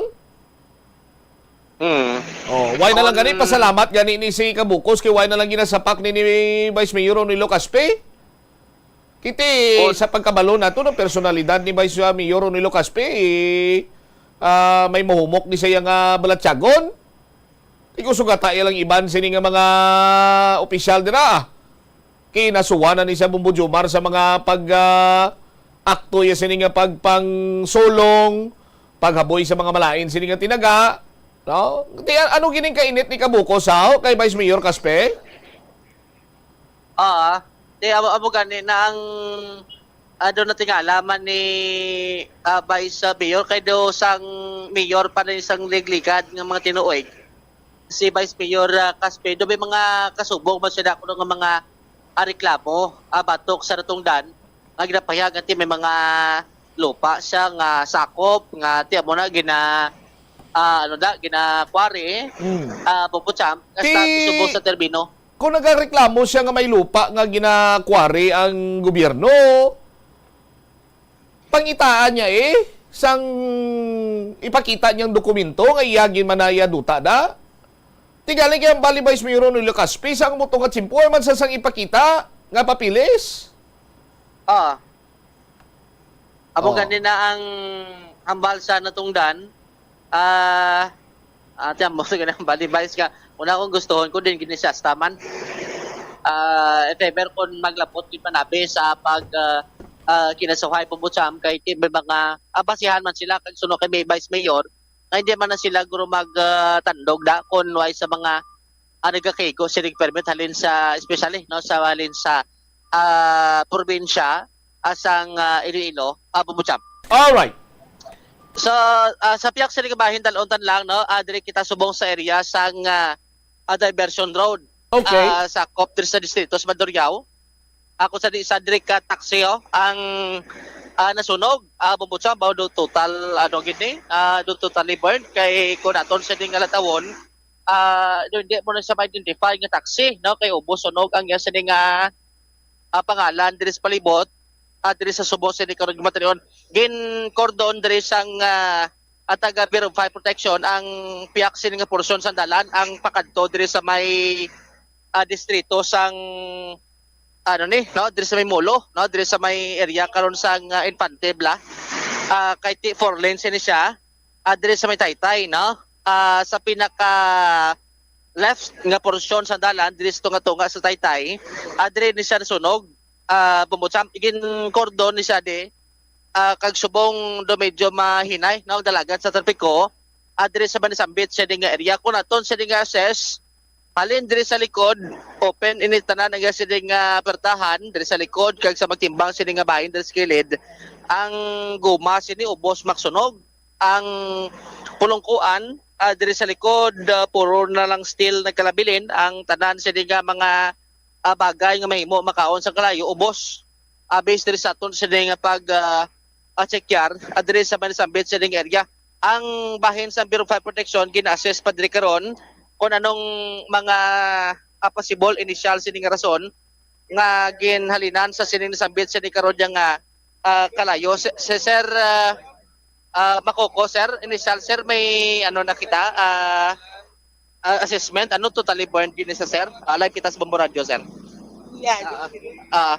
Initial sir. Ma'am, totally damage kini nga ton nga involved nga motor vehicle. As to the owner, gina-coordinate pa kami sa driver kung sino ning tagiya ka gina-assess pa namon kung pila ang amount sang value. Ano nga taxi ni sir nga unit may initial na? Wala pa sir kay almost. Ubay lang gid kami dugay kami nagstorya na isang driver. Later on talang magapang usisa pa kami sa ownership kag sino ning mga pangalan. Botselingon totally burn, why gid sa doon mapindi pa why gid bilin nga pambalta nga daw ma-salvage pa bla. May pasahero sa kina sir? Yes sir, according sa driver may duwa sa kapasahero sang pag-observe nga may nagwa ang aso sa aircon. Immediately ging papanaog yang duwa ka kapasahero. Pero may mga napilasan or nadalahig sir? Ay wala man sir, wala man. Fortunately wala. So bali subon ko investigation initial sir mga estimated damage. Wala pa sir gina-assess pa namon kung pila ang value kasi depende man kisa sa salakyan kung dugay naman sir. Sige sir. Complete name kanit liwat sir? SFO1 Denmark Makoko. Sige sir. Acting chief investigation sa Iloilo City. So ongoing diri karon basi kon maka nakapaplupan ko tadi dugang do mo siyang driver dio basi baka check tadi dugang kung ano gid ang ginhalinan sini. Diri karon abubutsam kay laban-laban possible gulpiha dala ni siguro nga basi may nagka-problema kay didros nga Taytay mo. No, kay kun nabalaan na ni siguro nga before pa lang ati may mga damage na basi kun pahigad na ni kag hindi na maglabot riskilid karon sa nga Taytay no diri sakop sa diversion road sa may distrito sang Mandurriao sa aton sini nga mga kabombo sir. Excuse na sir. Bali ano gid kina natabo sir man sa bombo gali sir. Di ka tani pa kadto? Alin ko sa ungka dos. Hindi naman yan. Sige okay. Tapos masikata karon. Tapos nakakuha ko pasahero sa ungka dos. Tapos pag-abot sa pa-itro yung mga kumpasahero. Di pag-abot na mo din nagasog yung pag-wa ko dayon na kumpasahero. Din to na nagasukita mo? Nagwa sa aircon ko. Aircon. Pero before sinaway ka naman nakita na babe sir para yun may problema na taxi. Wala nga kayo nag-focus ko sa battery. Ngagaw ko kakasang battery. Ginabriado pang hod? Nabrihan ko pang hod ya. So pag open mo ka hod din tong nagalin na so? Wala lang ko idea basta sa dalawang parts ang makina. Pero battery lang giningagaw mo? Oo. I see. Okay. Ano nga unit, Joms, Bombo Jomar? Ano nga unit ka din sa taxi, sir? Tin and Jones. 10 and Jones. 10 engines. Oh. Okay. Ano nga unit sa salakyan? Ano unit ka sa lakyan mo ni? Ganun na yung bansa, ano na. Bansa? Oo. Gini? Oo. Dire karo bumutsang bansa. Sa diin ko no naghalin ang kalayo? Dire kuno sa may pagbukas sa kahodya, dire kuno halin aso sa may makina nga say pero ang ginhingagaw ya, battery kakas basi kung do dito sa binaga ano karon no nagahalin ang aso pero way man kay gin kakas atong koneksyon. So possible dire gid sa idalom sang makina sini kung paano nga way na to mahingagaw kag inisa nagkadab-kadab na sa nga naubos ng porsyon isang taxi ang mga plastic kag mga mahimo sining makaon sang kalayo adri karon na pamutsam. So Alright. ano kadugay na ni Seraw ang ano kadugay na ni kay unit mo? Ano? Ay lakay ginano pa sa no kuha pa sa information diri sa Bureau of Fire Protection.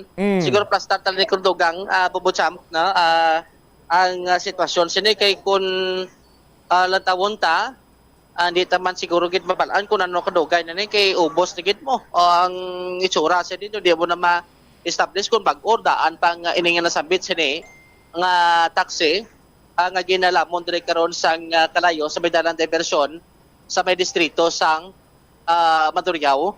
Mo cham. All right. Dugang sining information kag detalye bantayan si ban sining public affairs kung sa sining kapag panumbalik. Live dire sa may Mandurriao ini si Bombo Jomar Consumo Villa para sa number 1 most trusted radio network in the country, Bombo Radio Philippines. Basta radio. Bombo. Salamat kita Bombo Jomar Villa. Di mayo lang kayo na pagwa itong ilayon ng mga pasahero. Sining isa ka taxi unit. Huwag makatugas ang anuman nga halit sa bahin sa mga pasahero. Sa mga drivers dira, sa hilabi na sa mga di pampubliko sining mga salakyan, mga public utility vehicles. Mas mayo sining nagakadapat gid no nga i-check ninyo before kamo iya nga magbiyahe.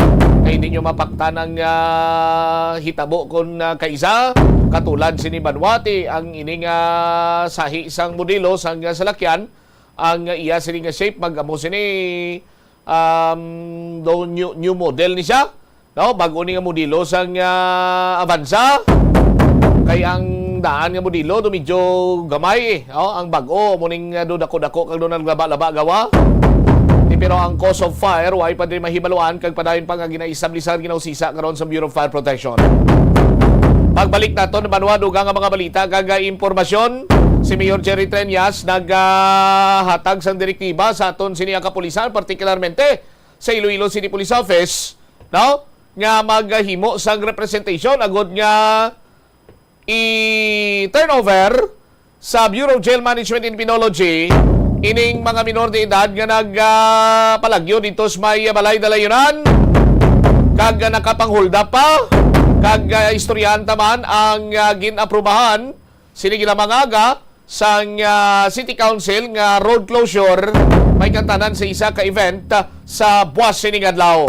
Balikan tayo ni matapos sa bilang ka-importante nga mga panumdumoras naton 27 minutos na nakaligad sa tak ng alauna.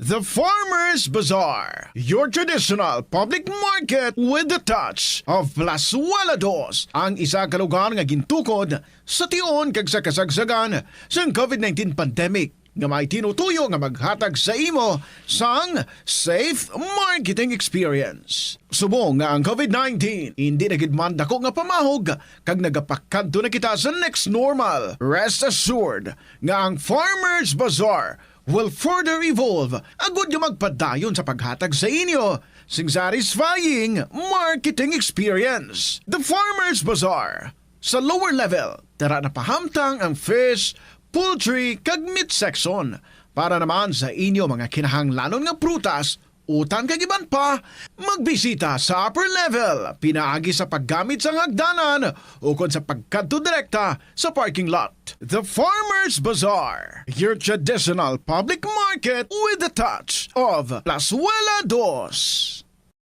Plazuela de Iloilo, Billboard of Activities for February 9 to 15, 2025.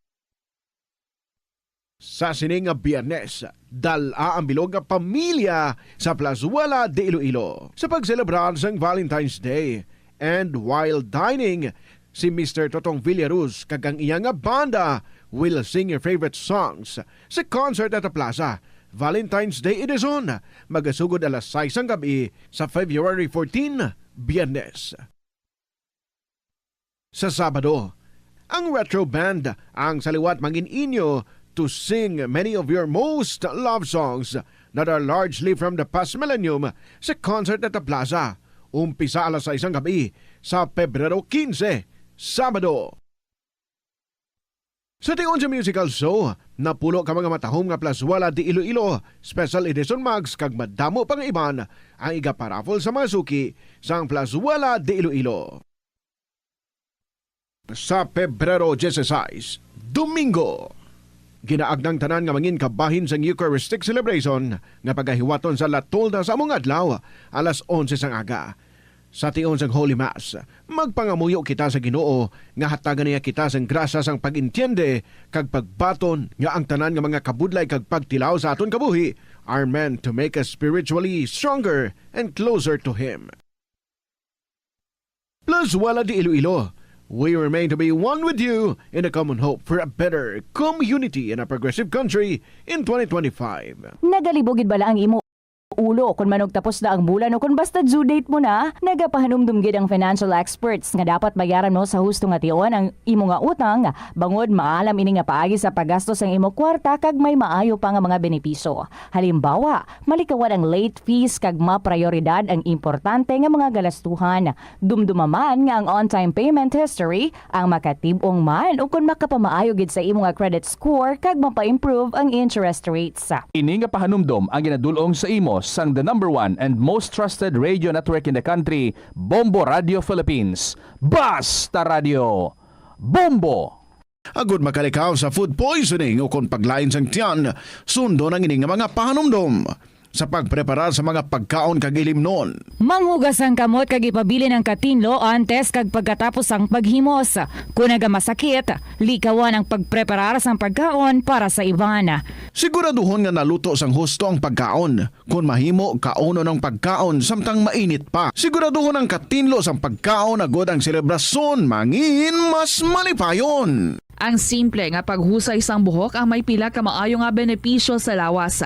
Sunod kay Arthi Ragurama, founder sang Dega Organics nga nagaproduce ng handmade bath kag body products sa New Delhi, India. Ang mga tawo nga may dry hair, ang masami hindi mahilig nga maghusay sang buhok bangod sa kahangawa sang hair fall. Apang, ang masami nga paghusay sang buhok ang makabulig sa blood circulation sa aton nga scalp.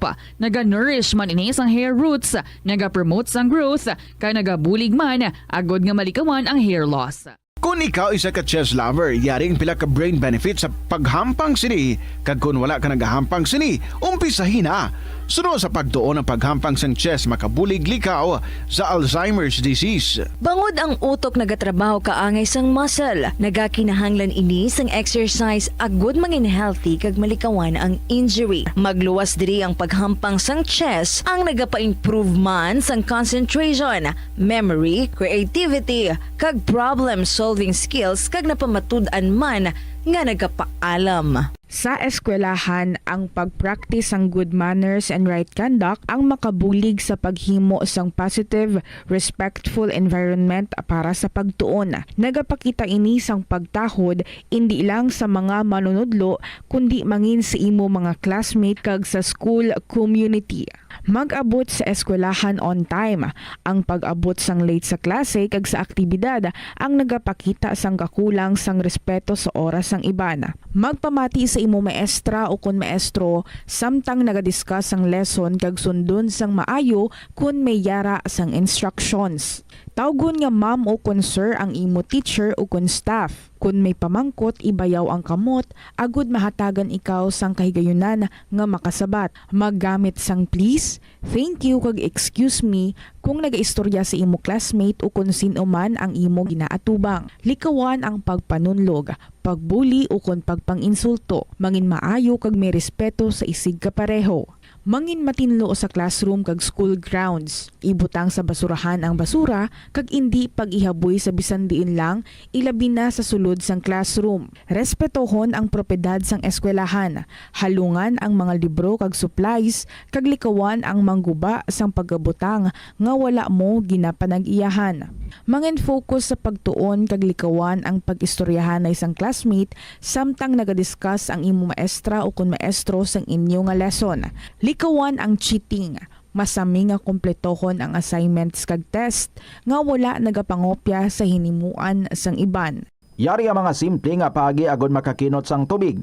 Magpamunyag lang sang tanom kon ginakinahanglan kag nagakadapat. Magtala na sang adlaw kag oras ang pagpamunyag sa mga tanom kag sundon ini. Bunyagan sa makaisa lang ang mga tanom sa sinang adlaw. Antes maglas 9 sa aga ang mas nagakabagay nga oras sa pagpamunyag agod nga mas makapanalupsop ini sa mga gamot kag mangin available sa bilog nga adlaw. Mas nanamian bala ikaw magtuon sa balay ipaanggid sa eskwelahan nga madamo ang tawo? Isa ka panugyan para epektibo ang pagtuon sa balay, amo ang pagpangita sa designated area agud nga matiniran kung ikaw nagasulat, nagabasa o kung nag-review. Pwede man nga lamesa sa kusina o kung sa desk sa sang inyo nga balay, pero hindi gid maghigda sa imo nga katre samtang nagatuon. Ini bagod nagakatemptar gid ikaw nga magpiyong-piyong, tubtub nga dalayon na ikaw nga matulugan. Siguraduha man nga malimpyo kag organisado ang lugar nga imo ginatun-an. Ini nga pahanumdom ang ginadulong sa imo sang the #1 and most trusted radio network in the country, Bombo Radio Philippines. Basta Radio Bombo! Umpisa sang pandemya nangin mas conscious na ang mga tao sa personal hygiene bilang kabahina sang COVID-19 prevention. Apang magluwas sa COVID-19, madamo pa sang iban nga germs kag virus ang kinahanglan likawan agud indi mag-angkon sang sakit. Yari mga proper hygiene practices nga dapat muhimuon agud maligawan ang nagkalailain nga sahay sa malatian.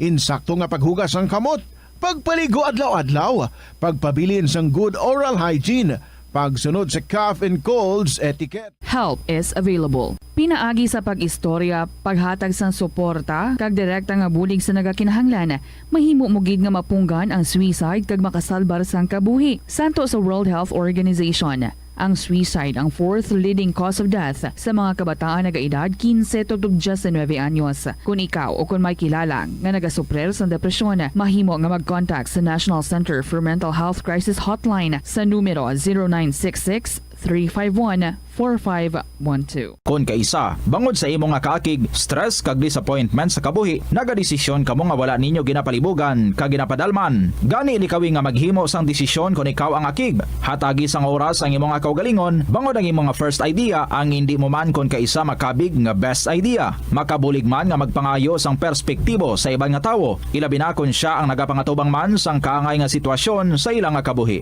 Kung ang desisyon nga imo ginhimo ang wala langin madalagon, hindi napagbasulon ang kaugalingon. Naga-subscribe bala ikaw sa mga serbisyo nga wala mo man ginagamit. Halimbawa, ang balayran mo na bala para nga makalantaw ikaw sang movies, pero sa tuod lang, wala naman ikaw tiyempo nga maglantaw sini. Hapos lang lipatan ang bulanan nga mga subscription sa streaming services kag mobile apps, kag wala ka lang nakadipara, ma-charge na ini sa imo nga bank account bisan nga wala mo man regular nga ginagamit. I-review gid ang imo nga ginagastuhan sa mga charges kaangay sini, kag ikonsiderar man ang pagkanselar sa mga hindi kinahanglanon nga mga subscriptions agod nga mas magamit mo ang imo kwarta sa mas kinahanglanon nga mga butang. Ini nga pahanumdom ang ginadulong sa imo sang the #1 and most trusted radio network in the country, Bombo Radio Philippines. Basta Radio Bombo! Yari ang mga household level fire safety measures nga dapat tandaan agud makalikaw sa sunog sa balay.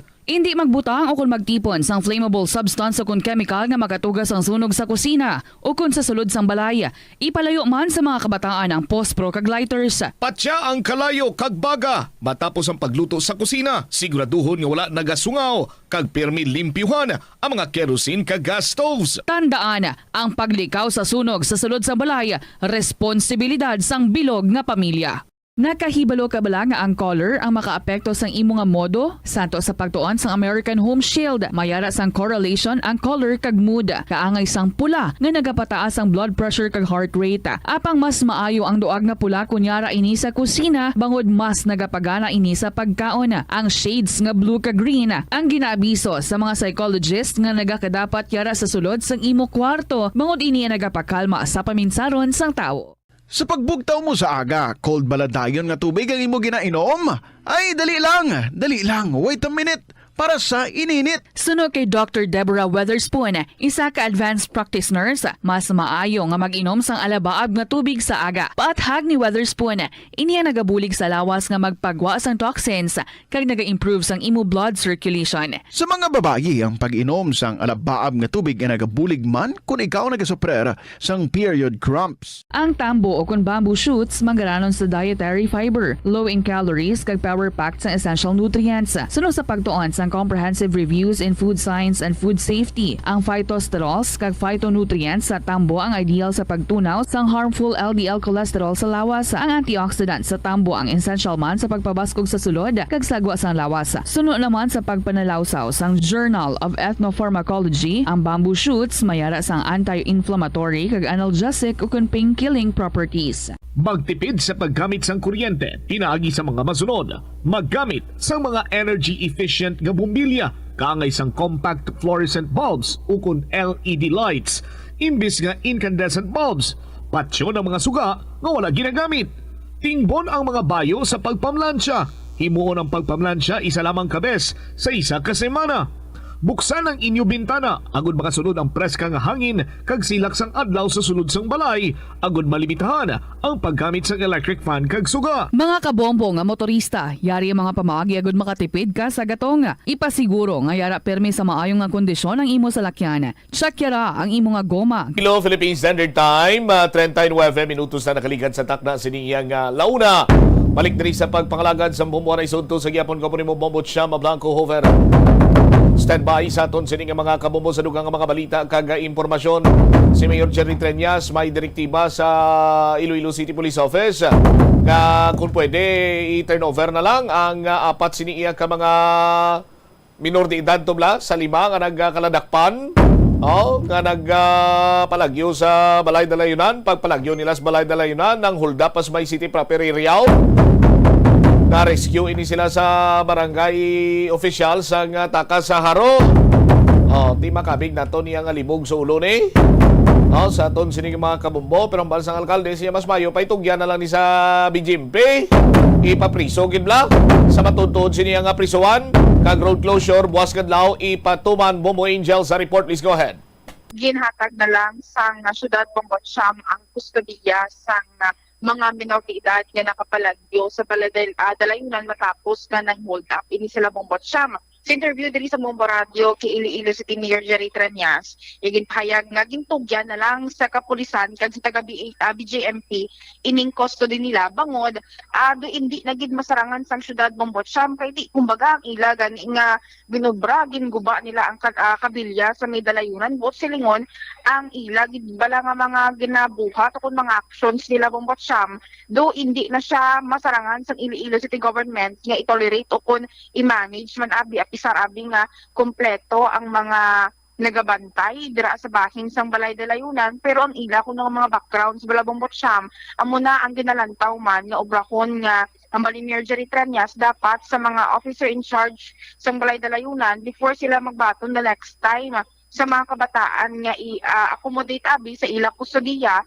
lantawon nila anay kung masarangan nila nga i-atipanon bala Bongbot Siam kay may mga times nga daan especially ang pag-check ng ilang backgrounds sa ilang mga kaso amo nang pinaka-importante according diri man abi kay Mayor Jerry Treñas kag ining kabilya bala Bongbot Siam maging paguba o kundi guba sa mga kabataan din pakantuan ini siya sa bahin sa City Engineer's Office at the same time ang ining kustodiya naman niya Bongbot Siam nagambal diri si Mayor Jerry Treñas sa mga kapulisan ukon sa Iloilo City Police Office na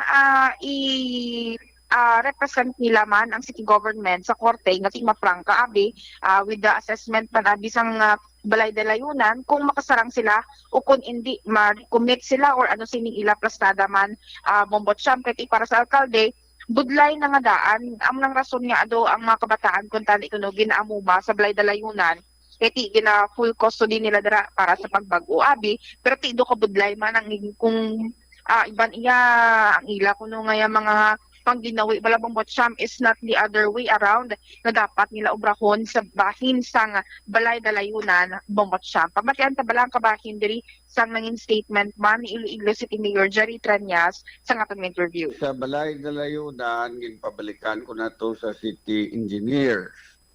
Kay ti nga ang nakagwa ang limani ka kabataan. Ginbalikan nila to, gintanaw nila ang mga kabilya naguba sa kabataan, no. And inigali nga mga kabataan, hindi na ni sila mga gagmay pa. They are now turning 18. Okay. And daw mga ang kaso nila ang apat drugs, ang isa daw carnapping. Tapos may isa pang homicide or murder, no. So, I have given instructions sa dalayunan na dapat antes nila batunon ang mga drug offenders or carnapping offender or may kaso pa sa homicide or murder for that matter, tunan nila kung kaya nila. Kung hindi nila kaya, iambalo nila korte nga hindi sila nga mga kabataan. Although 17 years old, hindi na kita kasarang niya nga butang sa ila o pud sa aton kabataan sa dalayunan. I have also given instructions to the police that we will make representations with the court. Nga ini mga kabataan nakapalagyo pa nga sa dalayunan, manami itong lugar. At the same time, ginabantayan sang BGMP kag may security guard pa kita, hindi kita kasarang magbantay ni sa ila kag i-recommit na lang ni sila sa BGMP. Inuba nila ang berhas, ginpabakod na to nilang berhas, and then city engineer will be meeting with the contractor so that ubraon pagid nila nga mapabakod pagid ang berhas. Oh, okay. Tapos dito man sila sa gyapon ginbutang mayor sa balay dalayunan. Hindi na sa BGMP na sila. Oh, okay. So amo na gali subong sa BGMP na sila ginpandala. Sa ato niya jail na subong, city jail. Then idiretso na sila sa BGMP because I gave instructions to the police through Colonel Ligada nga i-obrahan nila representation sa korte nga i-recommit na lang ni sila sa BGMP kaya hindi ito masarangan. Siyang nagpalagyo sila, mayo lang may CCTV ang ROAS village under sa kay Councilor Irene Ong. Nakita gid sila no nga ginsundan ang babae nga dalaya ang iya ido kagin balikan nila kagin kuha ang iya kwarta kag iya cellphone. Ang balay dalayunan is actually a house for children, boys in conflict with the law. Parang hindi sila hardened criminals. Amo na nga ginasiparar sila sa mga hardened criminals.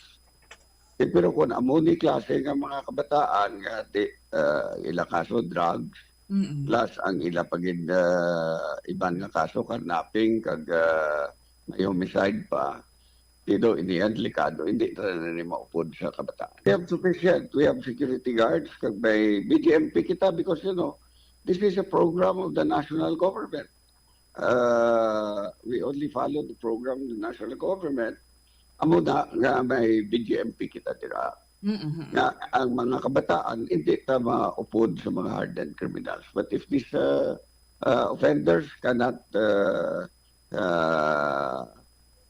be already re-educated, kag ang mga kaso nila daw masyado ka-komplikado kay drugs, kidnapping, homicide. Ang akong instruction, hindi na ta magkuha because the dalayunan is not for them. The dalayunan is for boys. And these people, hindi na, although 18 pa lang sila, hindi tanan sila yung masarangan. Hindi ginuba pa gani nila ang kabilya nga ara dira. Bombot siyam nabatian sa mga kabombo naton si Iloilo City Mayor Jerry Trañas. Alright, ara na to sila subong sa may Police Station 1. Dito sa laging turnover na ibang watcham ang mga kabataan kiti guba gani nila ang facility sang city government sa may balay dalayunan. How much more pagdabi kung ibalik sila dito, kumbaga memorize na nila kung ano ang pasikot-sikot dito, pero lain gid kung arabi sila sa four corners lang ati may specific lang gid nga area para sa ila balabang watcham para ngati kumbaga mabantayan sila sang mas maayo kag mas heightened abi ang security manabi sa ila bombatsyam. Di mas mayo man parang kung dito na sila sa sulod sang prisuan, base pa lang magtarong man sila. Kaya abi nila kung dira lang sa balay dalayunan, mahubok dira iya ang pagbantay sa ila.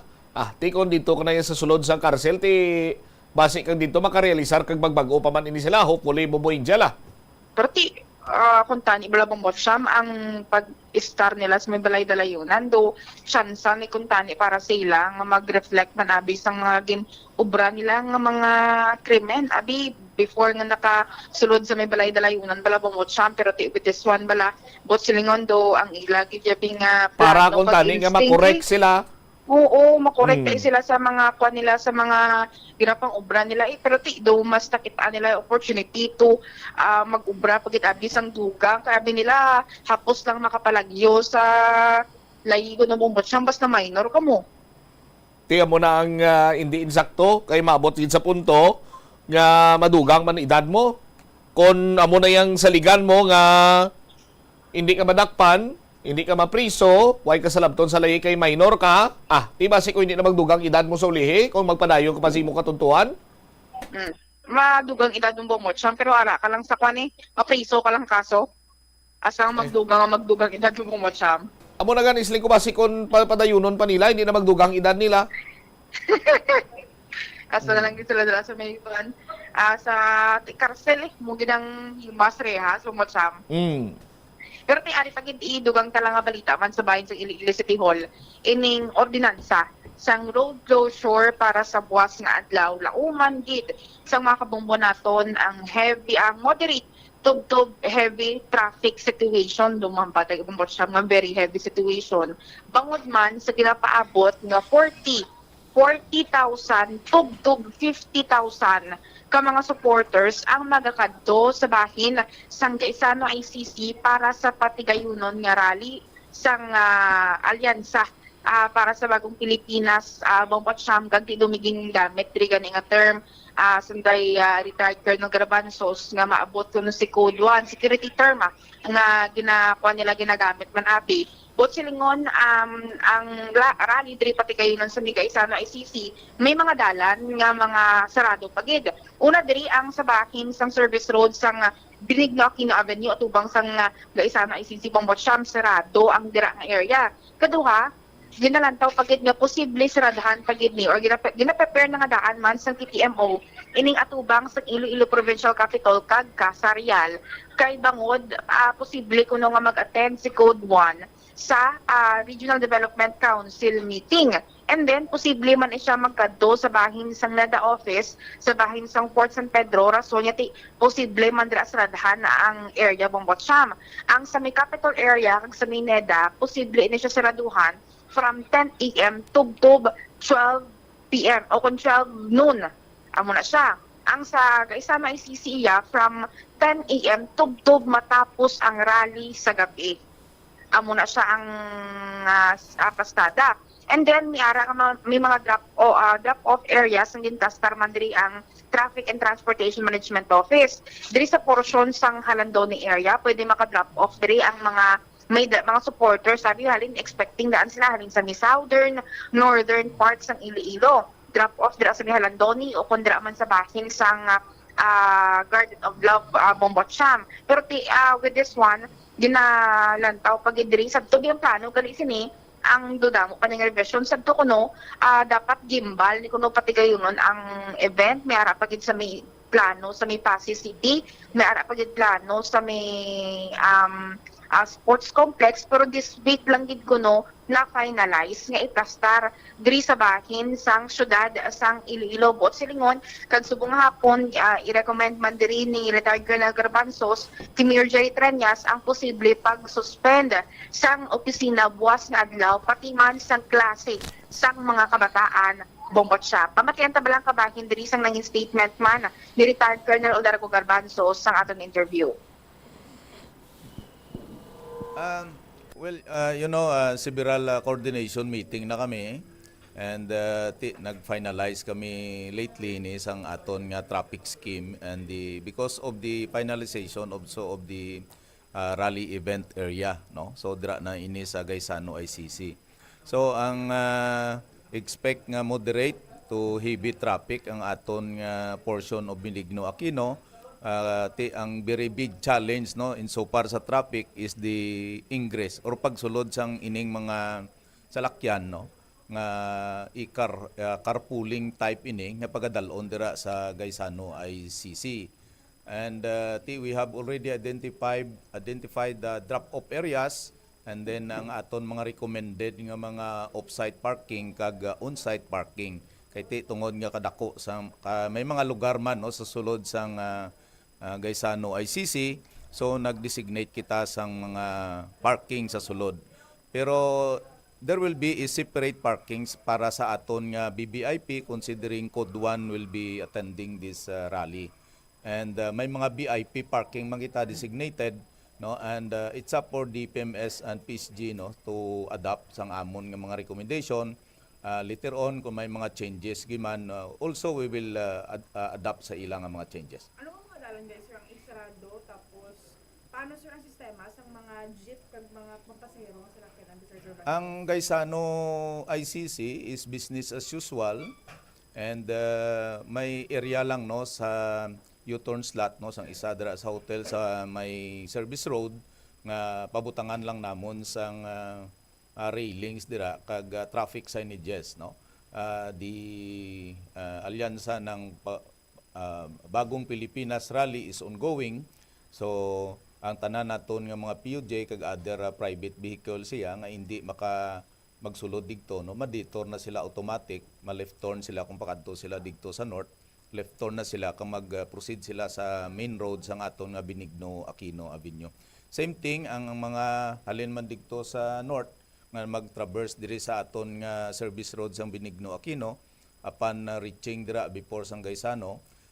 May isa dira ka driving school, may U-turn slot ina dira, mag-right turn sila ka magbalik, no, kung hindi man lang sila mag-participate. Pero all of those participants, including mga participants nga alin sa mga provinces, may mga designated drop-off areas na kita, may portion dira sa tubang sang service road, may digto sa Donato Pison Avenue, pwede man drop-off areas naton sa Landoni, one side parking dira. Pwede man sila ka-drop off sa Garden of Love and then mag-shortcut na lang pakadto sa Gaisano ICC. Sir, ang maging panglawag, yung mga drop-off areas are also considered as parking areas? Yes, parking areas ini, pero kung magsubra na gid as we are requesting to the organizer, they will be returned sa ilang mga respective terminals. Pila sir kabilog sir ang expected nga ma-attend ko sir? The participants, I think there is a delegates coming from the northern Iloilo, central Iloilo, southern Iloilo, and Iloilo City, of course. We are expected, no, with the discussed yesterday in the coordination meeting, maybe 40 to 50,000 participants. Sir, with the intensity sang numbers ng salakyan na gina-expect na magkato and the crowd, sir, do we pitanawon nga i-recommend kay Mayor Jerry nga i-suspend ang work sa lapit sa area, sir? Yes, the committee chair already noticed this, and then as part of his presentation kay na during the committee hearing. I think siguro mag-recommend kami, no? And then I will, right after this, makadto ko siya and then to recommend for the suspension. Work and classes. Work and classes, but it will depend, no, sa approval. Sir, until what time ang implementation sa road closure? Road closure naton ang sa atubang sang Gaisano ati sa Ingres amo nang ginambal kong very big challenge. That is why temporarily it will be closed ang service road. May duwa pa abi ka tentative nga site, no, sang Regional Development Council meeting nga daw wala pa ini ma-finalize or maybe ma-defer man inilit, no, tiya mo ni ang Kasarial kag ang NEDA, no, kami yan naga-prepare na lang so that nga kung ipursugi man that Code 1 will attend on these sites or din ang finality later on. Oo. Bomba Cham na bataan sa mga kabombo naton si retired Colonel Garbanzo. Code 1 is ara kuno gilabantayan pero with this one i-recommend pa nila kuno ang suspension mismo sang klase kag trabaho posible sang Iloilo City Hall para man abi nga mapreparahan kag hindi maipit sa traffic situation kisubong pa lang nga daan Bomba Cham, no. Ang area sang General Luna halin ka sa may UP pakadto ka sa may pakadto sa may downtown area diri tama gidman ka tutok ang traffic situation, wala pa na sang event ha. How much more pagid abi kung may mga events sabi kag road closures na nga patigayunon, especially buwas nga adlaw Bomba Cham. All right. So kung mayara sang recommendation kag aprubahan nga suspension of classes and suspension sa office, ano oras na may baluan na Bombo Angel? Subong kita nga hapon Bomba Cham, kay ti subongin labi naman dito ni retired Colonel Garbanzo, si Mayor Jerry Treñas ahead of time para nga makapreparar naman yung daan kag hindi na buwas maruya ang mga estudyante kag pati man mga empleyado sang Iloilo City Hall Bomba Cham. All right. Duway makalagas kang gina, ano oras kinang road closure gani boss? Okay. Tatlo ni siya ka area Bomba Cham, di ba? Gaisano ICC, sa may atubang sang Capitol, kag sa Mineda. Ang sa may Gaisano ICC, gilya nga service road dira nga closure, ma-start din na siya 10 AM. Alas 10. 10 AM din, alas 10 sa aga. Amo ning may pinakadako nga numero sang tao ginexpectar magkadto. 40 to 50,000. All right. Oo. And then, diri sa may General Luna, sa may bahin sa katubang sa Kasarial, kag Provincial Capital, tentative ni sila nga duwa. Kung bagagin preparahan lang sang road closure, in case nga magkanto, gidman si Code 1, sa RDC meeting sa may Provincial Capital. 10 AM na siya Bomba Cham, tugtog, 12 noon. Aha. Amo na siya. Ang sa NEDA is same time man siya, 10 AM, tugtog 12 noon man, dito sa bahin sa Fort San Pedro, Bomba Cham. Alright, pero ang sa ICC, ano kalawig? 10 AM to? Hasta matapos ang rally, sa gabi. Sa gabi. Alright, tuway sila sa may gibutang specific time? Wala. Bakit ang initial tang information do, mga gabi pa ni makaabot ang VIP, Bomba Cham, 5 to 6 PM pa ko, no? Di kung mag 5 to 6 PM, basi kung pwede nila mga launa lang isiraduhon? Hindi kung pwede? Budlay get? Ni arrival na Bomba Cham sang mga sang mga participants from different districts. Alright. Amo na nga do medyo ang mga drop-off areas sa may Halandoni, sa may Garden of Love, kag portion ng service road, expect karon gid ang moderate heavy traffic sa mga kabombo naton, Bomba Cham. Sige. Ini si Bomba Angel Pichilgertan para sa number 1 and most trusted radio network in the country, ang Bombo Radio Philippines. Basta Radio, Bombo. Tutok lamang kamo diri banwa sa aton sining mga kabombo, may kantanan sa sining posible nga pagkanselar sang klase kag opisina sa buwas sining adlaw bangod man sa isa iya ka event diri nga gina-ekspektar ang pag-abot man sang aton sininga presidente. Standby na kamo sa kapon lamang program. Kaupo naman sa kay Tita Regine. Ini si Bombo Cham Blanco vergabilin sa imo. Sang manenay nga hapon, may God bless us all. Para sa the number 1 and most trusted radio network kinakantang Bombo Radio Philippines. Baza Radio. Bombo.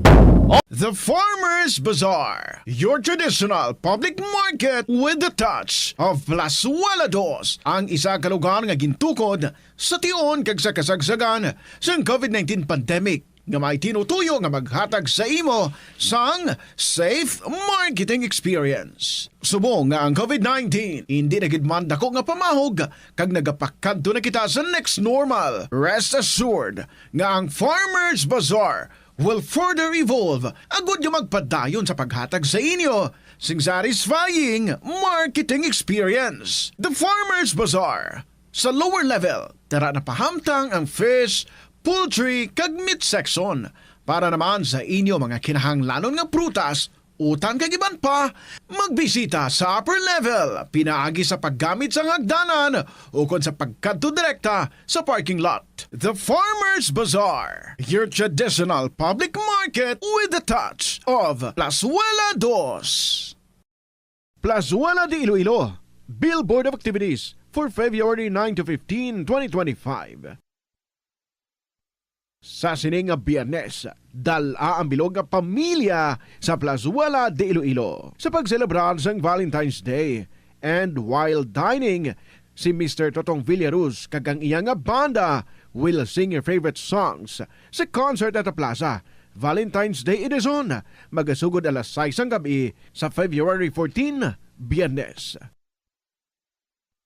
Sa Sabado, ang Retro Band ang saliwat mangin inyo to sing many of your most loved songs that are largely from the past millennium sa concert at the plaza. Umpisa alas 6 ang gabi sa Pebrero 15, Sabado.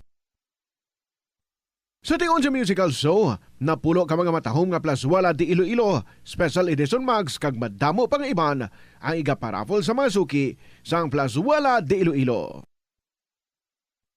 Sa Pebrero 16, Domingo, ginaagnang tanan nga mangin kabahin sang Eucharistic celebration nga pagahiwaton sa Latolda sa among adlaw alas 11 sang aga. Sa tion sang Holy Mass, magpangamuyo kita sa Ginoo nga hatagan niya kita sang grasya sang pag-intiende kag pagbaton nga ang tanan nga mga kabudlay kag pagtilaw sa aton kabuhi are meant to make us spiritually stronger and closer to Him. Plazuela de Iloilo, we remain to be one with you in a common hope for a better community in a progressive country in 2025. Hindi lamang sa jeans o kung tugas ng katigulangon ang rason sa hair loss o kung pagkaunot sang buhok. Natukiban sang health expert sa South Korea nga ang hair loss ang tuga sang environmental factors. Sa bugos nga kalibutan, nagalabot sa 4.2 million ang nagakapatay bangod sa outdoor air pollution suno sa World Health Organization. Mas sobra 90% sang populasyon sa kalibutan ang nagaistar sa populated areas, sa diin ang heart attacks, aggravated asthma, irregular heartbeat kag poorer lung function ang pila lamang sa epekto sang air pollution. Hindi pagpakanabuan ang piso-piso mo nga natipon. Bisan madugay magdamo, iniamo ang mahimo nga emergency fund sa tion nga tuman mo na kakinahanglanon ang kwarta. Abi mo, amo man ini ang makabulig sa imo nga hindi na pagibutang ang imo kaugalingon sa risgo, kaangay sang pagpangutang nga may dako nga interest o kun pagpamroblema bangod hindi on time ang bayad sa imo nga bills. Ang imo man nga savings ang makapaligon sa imo nga saving security sa tion nga abi halimbawa madulhaan ikaw sang obra. Ini nga pahanumdom ang ginadulong sa imo sang the #1 and most trusted radio network in the country, Bombo Radio Philippines. Basta Radio! Bombo!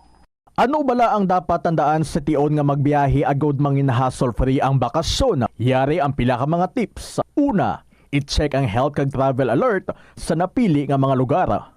Ikadua, magpili isang safe nga accommodation. Mag-research ka magbasa sa mga reviews sa napili nga lugar antes mag-book. Ikatatlo, siguraduhon nga may nagagana nga mobile phone. Ang tanan nga mga upod agod mangin mahapos ang komunikasyon sa tion nga madula o kung kinahanglan nga magbulagay sa dalan. Be prepared in case of emergencies. Siguraduhon nga may backup nga emergency plan nga may medical reimbursement sa tion nga may maospital bangod sa aksidente. Ini nga pahanumdom ang ginadulong sa imo sang the #1 and most trusted radio network in the country, Bombo Radio Philippines. Basta Radio!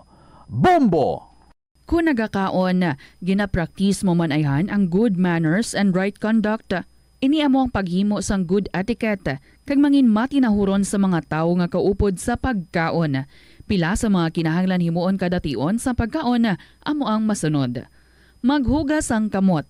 Masami hugasan ang kamot antes magkaon agod mapabilin nga matinlo. magpungko sang maayo, sit up straight. Bangod ini ang senyales sang respeto kag good posture. Hulaton ang iban antes magkaon. Maghulat sa iban nga kaupod sa lamesa antes magumpisa sa pagkaon. Iniya nagapakita nga mayara ikaw sang konsiderasyon sa iban nga tawo. Insakto nga paggamit sa mga gamit sa pagkaon. Magamit sang insakto nga mga gamit sa pagkaon, butangan sang serving spoon ang kada pagkaon kag likawan ang paggahod samtang nagakaon. Mag-usap sang pagkaon nga wala nagahuni. Ini amo ang basic rule sang good table manners. Likawan ang pagwakal o kung pag-istorya samtang may pagkaon ang bibig. Hindi magsugpon sa istorya nga wala pa natapos. Hulaton nga matapos ang hambalanon sang imo upod sa lamesa antes magsabat. Maghambal sang excuse me. Kung luyag mo maghalin sa lamesa, mangin polite sa pag-excuse sang imo kaugalingon. Magpalihog. Kung may ginahingyo sa upod sa lamesa, masamigit nga magpalihog kag magpasalamat sa tawo. Mabatsaga na ang Valentine's Day sa palibot. Ining tuigan nga kiwatan ang ginabugusan sa mga regalo, bulak, dinner reservations, kag mga tsokolate. Apang may mga pamaagiman nga mapabatsag ang paghigugma, luwas sa material nga mga bagay. Una, maghanduraw upod sa imo kahagugma.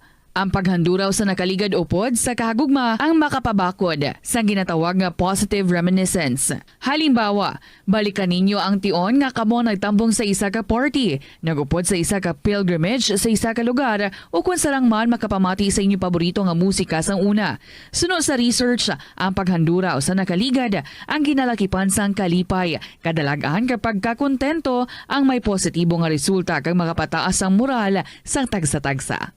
Ikaduha, palagawa ang imo imahinasyon. Tuguti ang imo paminsaron agod dalon ang imo kaugalingon sa tion o kung lugar nga naluyagan ninyo kadtuan, diin makahatag sa inyo sang kalinong kagatawhay. Pagi sini, makayuhom kamo sa inyo ginbalikan nga tion nga masadya kag matahom nga handurawan bilang magkarelasyon. Ikatatlo, bug-usa ang kaugalingon sa imo ginaobra. Kung nakatuto ka sa imo ginahimo nga hindi mo na mabatyagan ang pagligad sang tion, yara ka sa estado nga ginatawag flow nga naangot naman sa kalipay. Sini nga Valentine's Day, dugangi ang mga hilikoton nga makahatag sa imo sang flow experience. Kangay sa paghimo sang pagkaon, paghampang o kung pag-enjoy sa hobby o pod ang imo nga partner. Ikaapat, pabakura ang inyo relasyon. Kung sa diin ka man nag-star, dako man ang imo sweldo, may mataas ka man nga posisyon kag may maayo nga ikayong lawas, ang nag-apekto sa imo level sang kalipay. Apang mas makadugang pagid sini ang imo personal nga relasyon, ang paghatag sang oras sa imo partner kag kabataan, ang sigurado nga makadugang sang imo kalipay. Ang Valentine's Day ang husto nga tion nga makahatag ka sang oras agod mapatubo, mapasanyog kag ma-enjoy ang relasyon sa isa kag isa. Ini nga pahanumdom ang ginadulong sa imo sang the #1 and most trusted radio network in the country, Bombo Radio Philippines. Basta Radio Bombo! Sa aroma kag soothing feeling sa pag-inom sang tea, ang rason sang kadamaan nga paborito nga imnon ang tea. Sunod kay Ansley Hill, registered dietitian sa Western Oregon sa Estados Unidos, ang mas sobra 3-4 katasa nga pag-inom sang tea sa isa ka adlaw ang makadala sang hindi maayong nga epekto sa lawas. Kinahanglan nga moderate intake lang sa tanan nga ilimnon agod ma-achieve ang healthy living. Ang kalibutan ginakabug-usan sang 71% sang tubig o kun kadagatan. Kag ang kadagatan nagabulig sa pagtugas sang tubig nga aton mainom kag hangin nga aton ginahaklo. Gani, aton halungan kag imentenar ang malimpyo nga ginaagyan sang tubig kag mga kadagatan sa masunod nga mga pamaagi. Magpartisipar sa mga organisasyon o clean-up events, likawan ang paghaboy sa mga basura kung sa diin lang.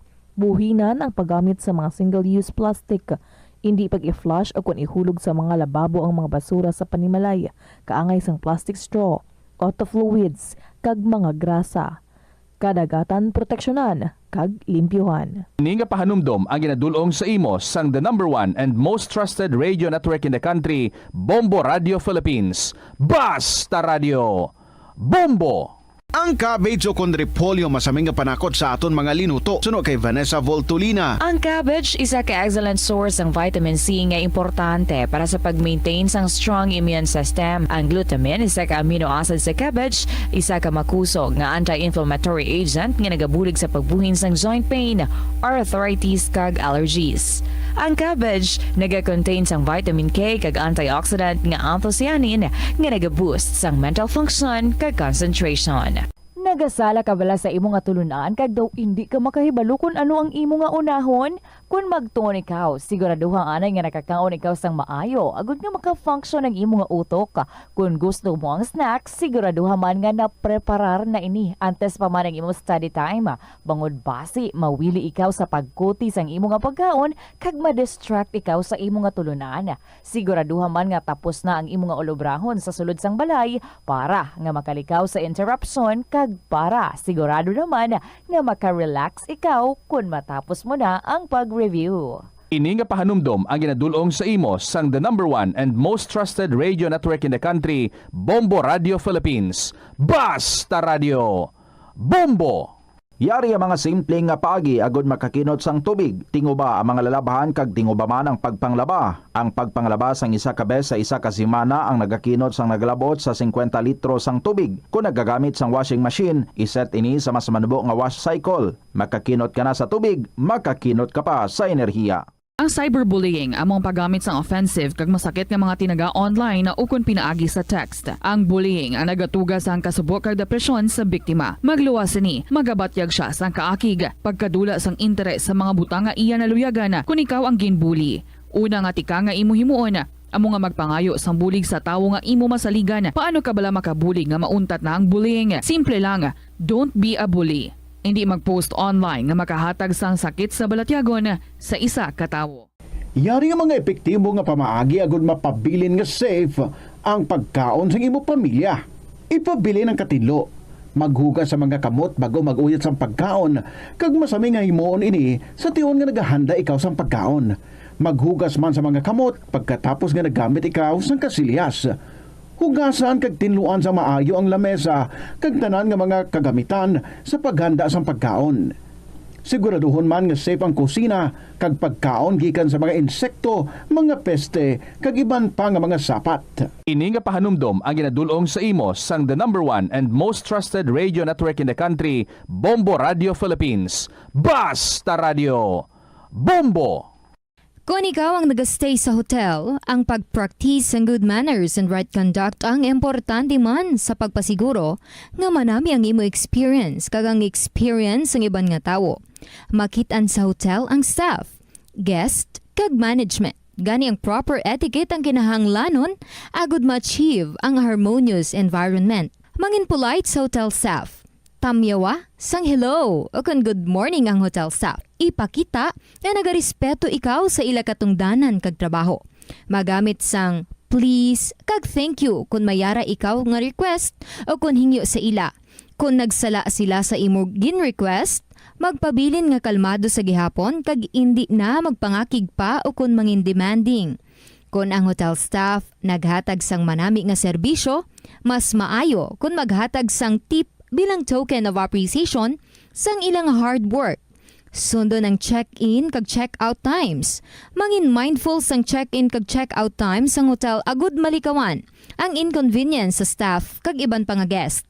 Sundon ang no smoking policy kag iban pa nga pulisa. May kaangtanan sa gahod, mga hinuptanan nga sapat o kon restricted areas. Mangin mahinalungon sa propiedad sang hotel. Respetuhon ang iban nga amenities kag likawan ang paguba o kon hindi maayo nga paggamit sang kwarto. Regulate ang gahod. Ilabi na sa hallways kag common areas, likawan ang magahod nga inistoryahanay. Paglagapok sang puwertahan o kon pagpatukar sang music nga makadisturbo sa iban nga guest. Maghatag sang maayo nga feedback kung mayara ikaw sa good experience sa hotel. Kung na-enjoy mo Ito ang Bombo Radio Philippines. Fully digitalized. Numero 1 sa balita, komentaryo, drama at serbisyo publiko. Bombo Radio Philippines. Bombo Radio Philippines. Ang inyong number one at most trusted radio network in the country. Basta Radio Bombo!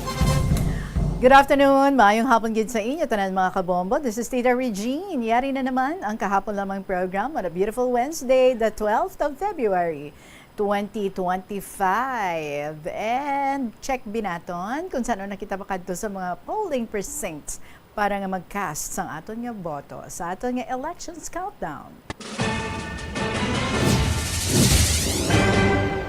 89 dias na lang bago kita nga magboto kung sinong ato nahamutan nga mga manginbago nga mga leaders sa aton nga pungsod kag sa aton diri nga localities.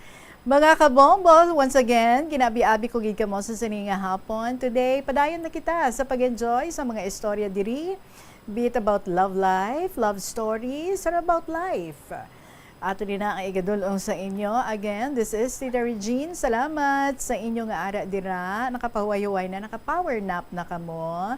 Ang iban mo, wow, as in, ready na to face the remaining hours of the afternoon and maybe until evening.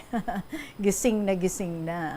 Hello and welcome gid sa inyo diri sa kahapon lamang program sa inyong mga istorya dira. Pwede pa nga makahingagaw gid sa inyo nga mga love stories. Friday na Valentine's Day.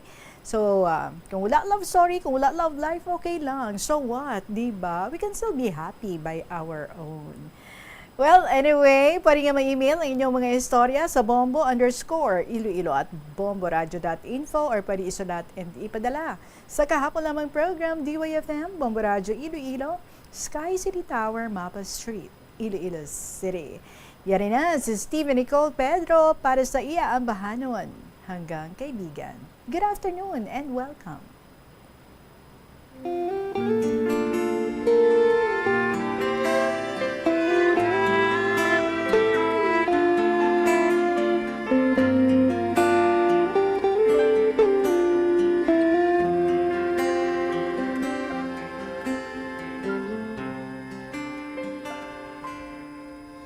Sinungaling talaga ang pusong ito. Akala ko nang hilong na mga sugat nito. Pilit ko makalimutan ang damdamin ko sa'yo. Ngunit ikaw pa rin ang tinitibok ng puso ko. Di mo naman kasalanan kung bakit ngayon ako'y nahihirapan. Di na sana magpumilit pang nasuklayan ang pag-ibig ko. Di mo naman kasalanan kung sa'yo'y nahulog ng tuluyan. Pasensya na, minahal kasi kita.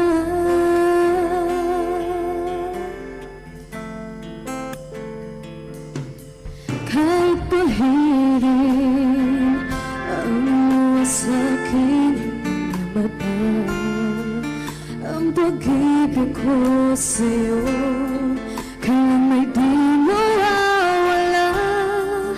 Tumingin lang sa iba, sa puso ikaw'y nag-iisa. Dahil ikaw lang ang tinitibok ng puso ko. Di mo naman kasalanan kung bakit ngayon ako'y nahihirapan. Di na sana nagpumilit pang nasuklayan ang pag-ibig ko. Di mo naman kasalanan kung sa'yo'y nahulog ng tuluyan. Pasensya na, minahal kasi kita.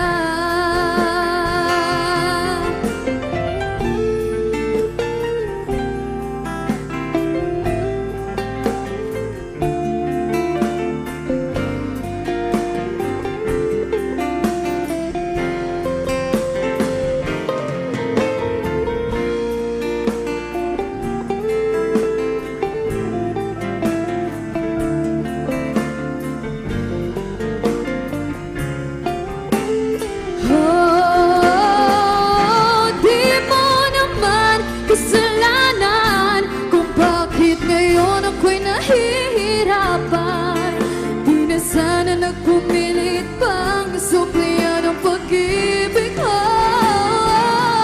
Di mo naman kasalanan kung sa'yo'y nahulog ng tuluyan. Pasensya na, pasensya na,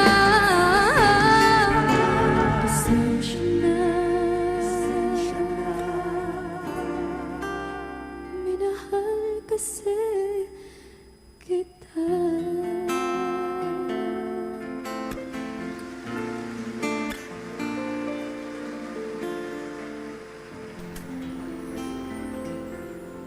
Hanggang kaibigan Stephen Nicole Pedro ang ginaiano ang paghigugma kung kaisa mag-love ikaw hindi mo mabalik sa imo ang ina nga pagpalangga pero pwede kita mahimo but accept pero kung reciprocated ang love jackpot. Hello again, good afternoon. Wednesday edition kita sa kahapon lamang program. Sige, si Ophel sang Mina may ari din nga gin-share sa aton. Hindi gid siya so much love story, pero gaayo gid siya nga basahon naton today kay bantayan niya gid kuno. So Ophel, ari imo nga letter basahon ko. Salamat sa pag-share sini. Dear Tita Regine.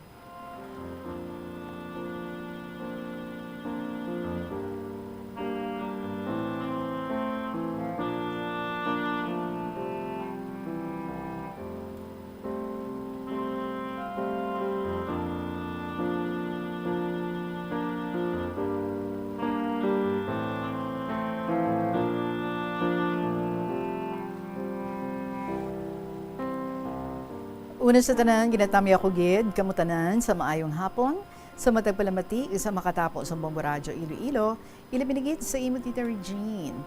Tawag ako kay Ophel, 59 years old, sang Mina, Iloilo. Nagsulat gid ako sa imo Tita Regine para nga ma-share ko man sa mga avid listeners mo ang akon nga kasaysayan sa kabuhi. Kagabay man nga makahatag ini inspirasyon sa mga bata nga magtutuman sa ila pag-eskwela. Nga ang kabudlay sang parents nila, hindi lahog-lahog ang butang. Tita, isaysay ko lang ang akon man kabudlay sa nagpa-eskwela man ako sa akon nga bata. 4 ang akon kabataan, ang subang ko lalaki. Hindi ka magpati, tita. 5 years siya, second year high school. Sa second year high school, 5 katuig siya. Managa lang iya eskwela, ay nako. Pero thankful man ako kay nag-eskwela sa ALS kag natapos niya ini. Karon, driver na siya sa hardware. Ang ika-second ko, Mayo naka-graduate man siya sa high school, pero wala siya maka-eskwela sa college, kiti pigado gid kami, Tita Regine. Karon, nag-aobra siya sa grocery store, diri lang sa among nga banwa. Year 2010, nag-decide ako nga mag-obra sa Manila as maid. Paagi sa pakaisa ko, nakaobra gid man ako sa Manila. Ginbayaan ko ang akong mga bata sa bana ko. Ang ika-third ko sadto nga bata, 10 years old na, kag ang agot ko, 5 years old pa lang. Kag ang bana ko, amo ang nag-aatipan sa ila. Sa Manila na ako, Tita Regine, una ko nga amo Ilocana, kag daw dalok sa pagkaon. Kun aga, tinapay lang kag kape, hindi kuya kasaho, amo na nga pagkaon. 3 lang kuto ka bulan, pero hindi ka magpatitita. Damo, kuya naging amo sa Manila. Kaya kung hindi ko kasaho, gahalin, kuya May naamo man ako, may nervous breakdown. Taga Cagayan de Oro to siya. Pero sa Manila siya gastay. Garent sila balay sa Tahanan Village, sa Paranaque. Pero nagdesisyon siya nga mauli sa CDO, kagindala nila kami, kag ang family driver niya.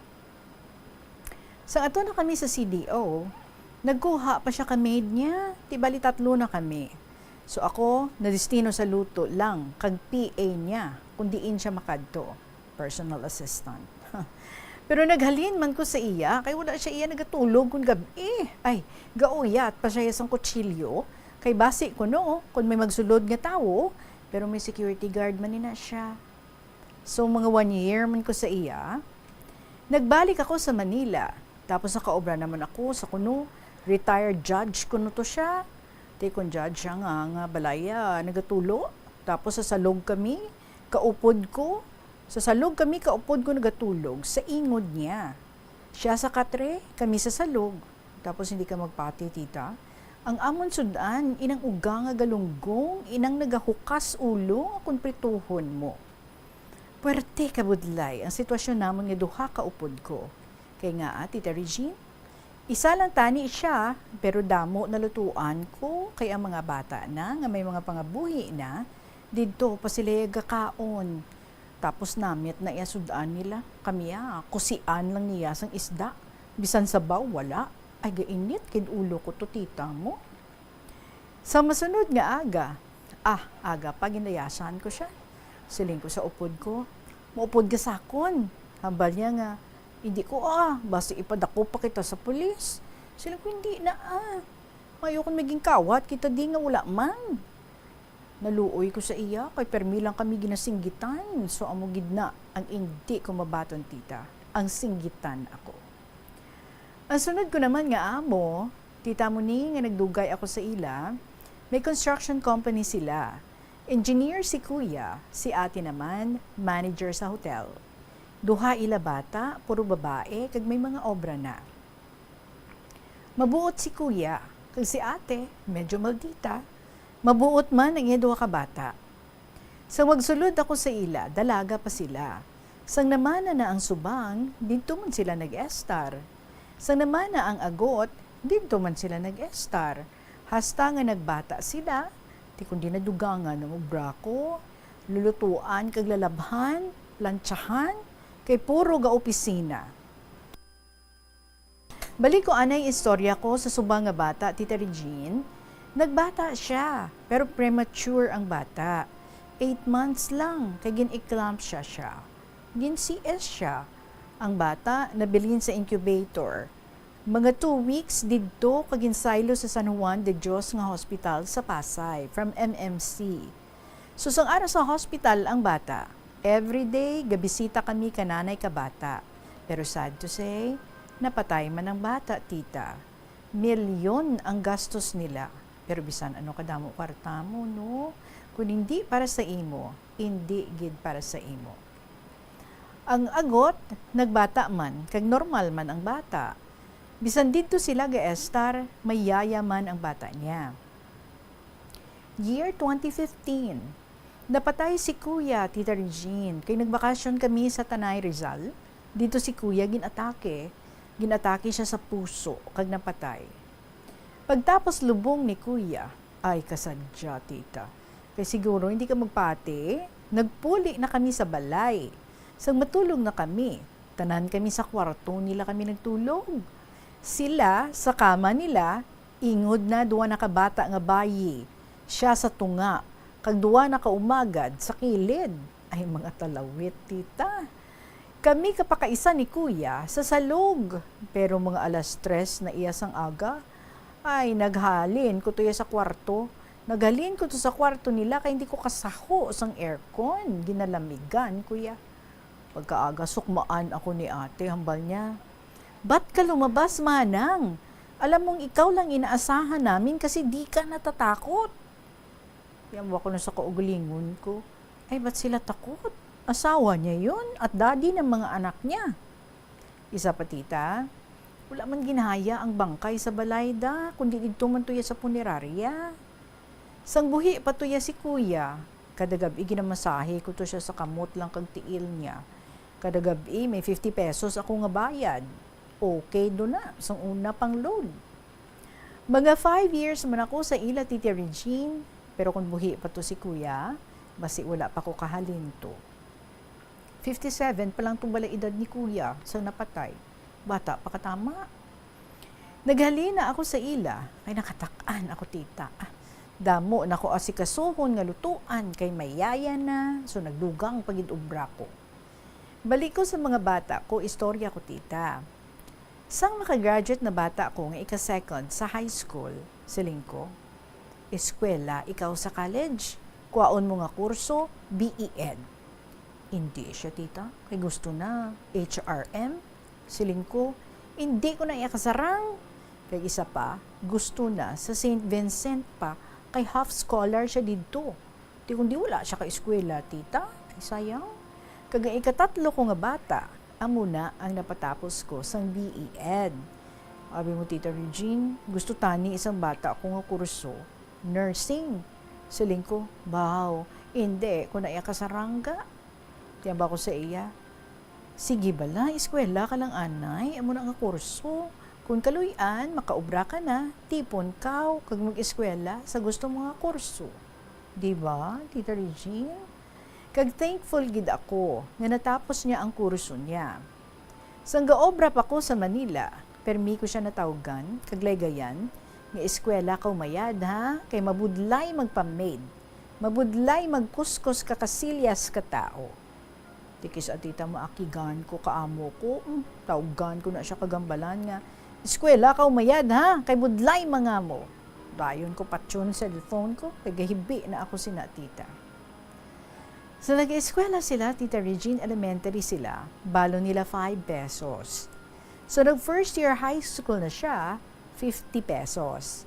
Ang agot ko, 5 pesos pa lang man kaysa nga time, grade 3 pa lang siya. Kag 4 years na ang gap nila sa mag-graduate siya sa elementary. Dungan sila graduate ka magulang niya. Kay gali ang agot ko, Tita Regine. Sa senior high na ang bayi ko, Tita 50 gyapon allowance niya. Hambal niya. Halin first year ko, hasta tulad, grade 12 na ko, 50 gyapon. Tiambal ko, sige lang bala, antos ng anay, kay pigado pa. So sa mag-college na siya, pasalamat ako kay nag-pandemic, kag modules lang, kag free tuition man ang WVSU. Kay kung hindi siguro, wala ako kapa-eskwela ka bata ako tita sa college. So sang mag-normal na, kag face-to-face na, allowance na daw adlaw, 100 pesos na. Kag agot ko, 50 pesos. Ang bayi ko, sa 100, plitihan niya 40, kaysa haniway siya kung ga-eskwela. Sisiling ko, kinot ka gid, ha? Kinot gid mayad. Mayo kayang bata ko kayong tindiman. Ang sweldo ko sa iya, to ginapadala. Kag siya ang nag-budget. Kaya ang bana ko, tita, mayo man may obra, mayo man wala. Sa mag 4th year college na siya, ginhimo ko na 150 pesos ang allowance niya. Kaya kisa may ginapaprint. Ang agot ko, 80 naman. Ay, diin mo tita. Ang agot ko, galang eskwela na, pero mayo ha, kaya naka-graduate man siya. Kagang masubo, Tita Regine, dungan pa ang graduation nila sa May 30, 2024, kay pareho man nga aga graduation nila. Baw, naghibi, gid ako, Tita Regine, kay gusto ko tani, ako gid ma-sponsor sa ilang duha. Kay Tihalin Elementary nila, hasta high school, wala gid ako naka-attend sa graduation nila. Solo nga na-attenan ko, ang subang ko, kay gin-promise ko kana, nga tapusa gid als mo, kay mapuli ako, kag mag-graduation ikaw. Ti balik ko gali, anay istorya ko, tita, sa college ko nga bata. Sang dali na lang graduation niya. Nagsolicit ako sa mga cousins ko, mga friends ko, kag sa mga batchmates ko sa high school. Kag wala man ako napaslawan, Tita Regine, nga pati board exam kabata ko, na-cope up ko man bayad. Sa graduation na, sang bata ko, sa WVSU Haniway, baw, doon di gid ako magpati, nga makapatapos man ako kabata ko. Nagahibi ako sang kalipay, Tita Regine, nga bisan wala award, basta nakatapos siya. Diba? So by the way, tita, ang mga utod kabata ko, gabulig man, or kabana ko, gabulig man sa iya allowance, nga eskwela siya. Pagtapos graduation, hambal kabata ko, nay, ti ano, ma-review ako. Sabat ko, oo tinguan ko nga maka-review ka, basta tuon gid mayad, para kapasar ka, ha? Amo, nahambal ko sa iya, tita. Hambal niya sa akon, basta hindi ka manugid nga maboard ako, ha? Hambal ko nga, how? Sabat na, basta hindi ako kapasar balahaw. Hambal ko, kapasar ka na, salig ko sa imo, kapasar ka gani sa college mo. Kagbaw, salamat gid, Tita Regine, kinakapasar gid siya sa let. So dako gid pasalamat ko sa Ginoo nga nakapasar siya. Out of 128,000 nga examinees, baw ara siya sa 68,000 plus nga board passers. Ti sadya tita kay na-release ang results ng board exam December 13. Aga pa uyat ko ka cellphone ko, kay excited na ko sa result. Do ako nag-board exam bala tita. Alas 3 na, wala gihapon results, naglakat kuya sa pihak balay. Tapos nag-chat bata ako, sila niya, nay, diin kaw. Hambal ko ari sa pihak balay. Chat siya liwat, nga sila niya, nay, pasar ko. Baw, tita. Naghibi kita kuya sa kalipay. Do sa ano bala, no? Tanan namo niya kabudlay, nag-pay off na. Dako gid ang kalipay ko, nga nakapasar bata ko. Ang nagapasalamat gid ako sa Ginoo, nga wala niya ginpabayaan bata ko. Ang mahambal ko lang sa mga bata subong, nga tani, magtuto man sila sang ila pag-eskwela. Tauan mananda, kabili ang kabudlay ka parents nila. Kaya mo na tita, permi hambal ko sa bata ko, nga eskwela ka gid mayad ha, manbudlay magpamaid. Uli anon, takon tita, sa kada tawag ko ka na, amo na ang bal ko, bisan sa chat. Kaya bal ko, kung makatapos ikaw, hindi na para sa amon, kundi para na sa imo. Nga kung magpamilya ka, hindi maagyan ka bata mo, ang naagyan mo nga kapigaduhon. Sa eskwela, bata ko, tita Regine, balay kag eskwelahan, tanggid na siya. Why na siya nagalagaw, kundi indiin. Hindi siya mahilig mag-istambay sa mga balay o kalye. Amo pagidya tita Regine. Kung mamanakaw, mga 30 na ha, balik daman anay kami kung makaubra ka na. Babi mo, ano sabat na sa akon tita? Baw, ganit dunay ba? Amot man ko sabat na. Pero tita Regine, proud gid kami nga pamilya niya. Nga bisan ano kapigado, kagkabudlay, napatapos gid namon siya. Amambal ko lang sa mga teenagers nga nagapamati sa imo program nga KLP. Eskwel, lagid ka mo mayad. Di kawi anay magnobyo-nobyo Kung makatapos ka mo, damo palalaki o babae nga para gid sa inyo. Kag mga professionals man pareho nyo. Kag hindi ka mo mabudlayan sa pangabuhi nyo sa pila ka adlaw. Tita Regina, hasta na lang diri ang akong nasulat, kabay nga makahatag man inis ang inspirasyon sa mga tagpalamati, sa mga ginikanan man. Kung may eskwela ang inyo bata, paeskwelahan nyo. Kung gusto nila mag-eskwela, siguro batian mo man na, guro, no, nga may ginikanan man, nga hindi gusto mag-eskwela ila bata, kay kuno, wala sila igasto. Amo, nga ako, nag-antos, gid ako pamutsatsa, para pa-eskwela ko lang bata ko. So, salamat gid Tita Regine sa pagbasa mo sa malawig ko nga sulat. Itindihan lang ang penmanship ko ha. God bless and sincerely yours, Ophel Sangmina.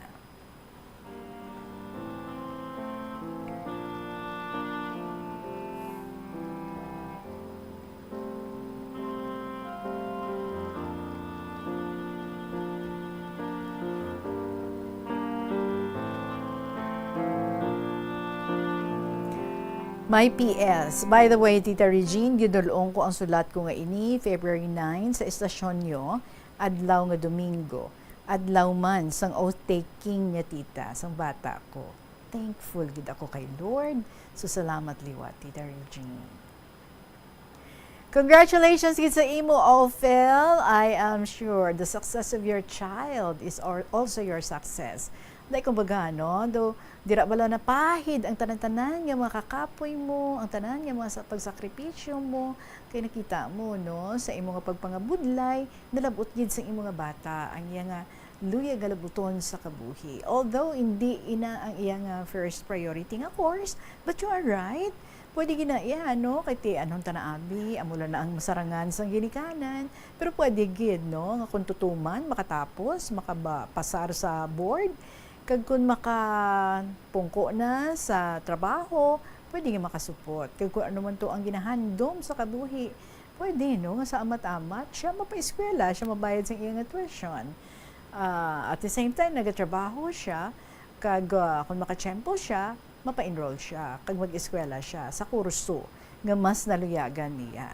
But anyway, so congratulations sa imo, nakita tang imong determinasyon, kay gusto mo lang nga mahatagan sa maayo nga boss damlag ang imo nga bata. Tanan kita nga mga ginikanan, no? We are very willing to sacrifice. Bisan di ta katulog mayo, bisan di ta kapahuway mayo, basta lang ang ato nga mga kabataan masuportahan tagid. Ilabi na gid sa ilang pag-eskwela kay ti obligasyon tagid ina bilang mga ginikanan. No matter how difficult, dapat kayanon gid naton, no? Nga ti sabayan sa ilang handom ang ato nga mga kabataan.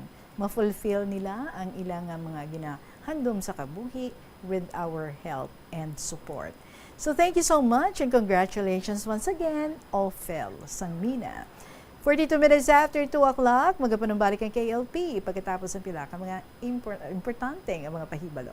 Hindi man malain ang mag-loan, ilabi na kun major ang imo balaklon. Kaangay abis ang balay o kun salakyan nga kinahanglanon mo gid. Apang panugyan bala sa mga eksperto, kun dako gid ang imo baklon, ang cash gihapon ang best, safest kag cheapest nga option.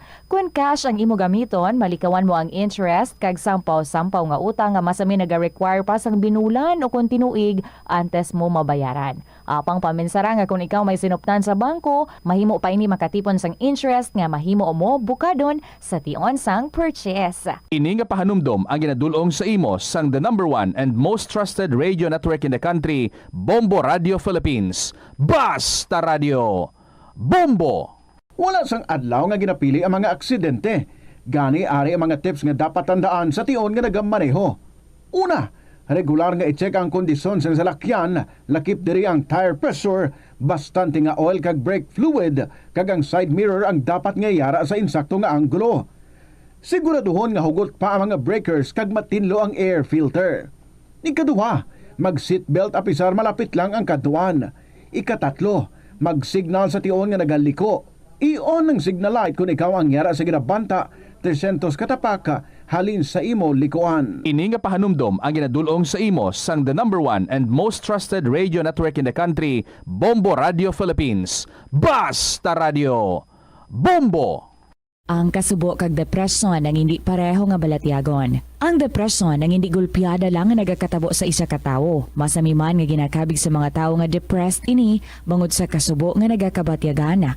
Ang kasubo, temporaryo lang nga nagakabatyagan sang tawo kag masami nagadugay sang pilalang kaadlaw. Samtang, makabig naman nga naga-experience ikaw sang depresyon kung masobre na sa 3 ka bulan nga nagabatyag ikaw sang kasubo. Importante nga mahibaluan ang mga naga-trigger sa nga mga balatyagon, agud nga mahibaluan kung paano ini nga bulngon. Nga ginadubilian ang iligal nga droga.